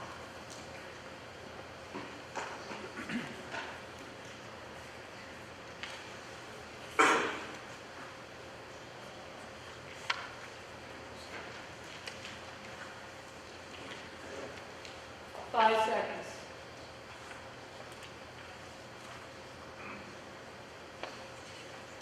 Voting is closed. The article passes. Article 48. Transfer funds from free cash to the insurance reimbursement account. This is required due to a misclassification of expenses that were not reimbursed by insurance proceeds. Are there any questions? Seeing none, the voting will begin now.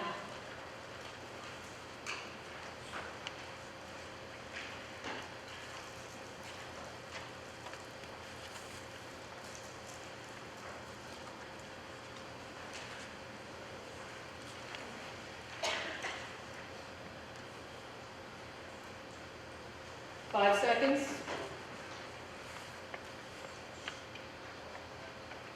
Voting is closed.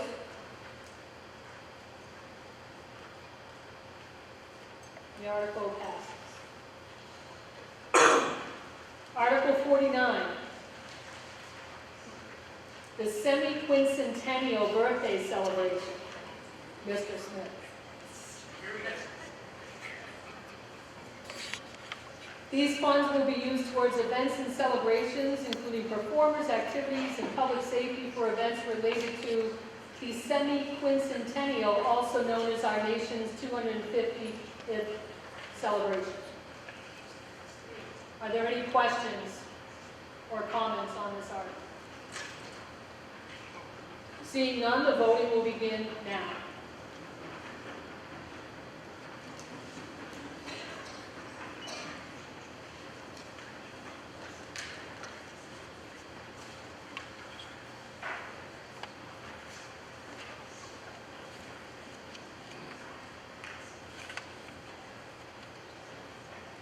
5 seconds.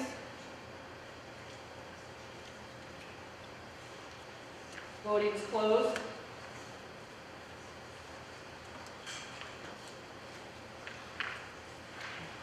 Article passes. Article 50, monitoring wells. There's a need to decommission 2 separate wells and drill a new well. Are there any questions on this article? Did I see a hand over? All right, seeing no questions, the voting will begin now.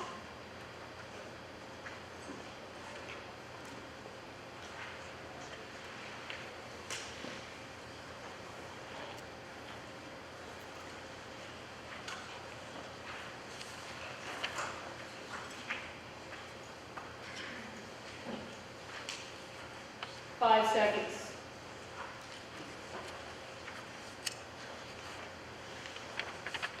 Voting is closed.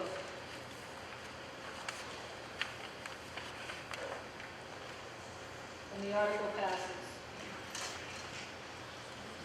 Article 51, adoption of Mass General Law, Chapter 200A, Section 9A. Turn the page to your dialogue box, and this section of Mass General Law will provide municipal treasurers a procedure for disposing of funds held by the town which are deemed abandoned. Are there any questions on this article? Hearing none, the voting will begin now.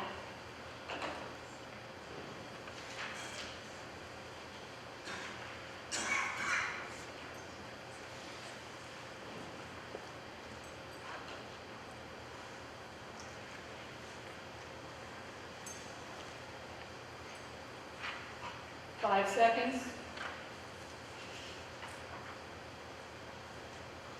Voting is closed.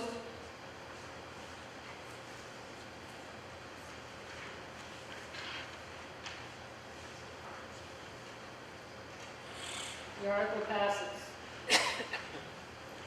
Article 52, water treatment plant pressure vessel repairs.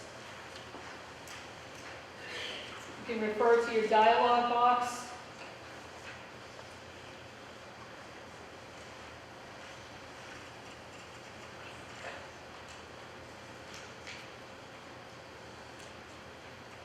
Are there any questions on the article? Hearing none, the voting will begin now.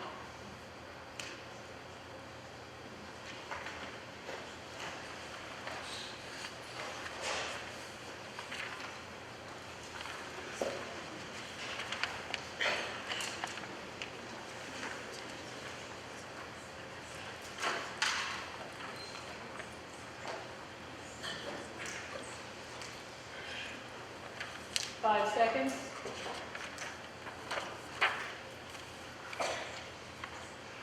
Voting is closed.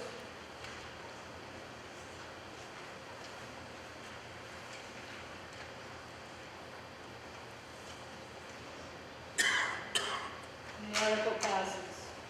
Motion to adjourn.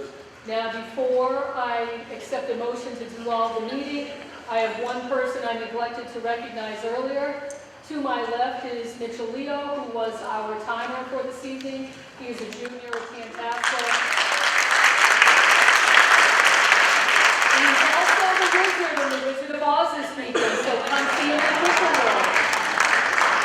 And now, is there a motion to dissolve the special town meeting? So moved. Dissolved.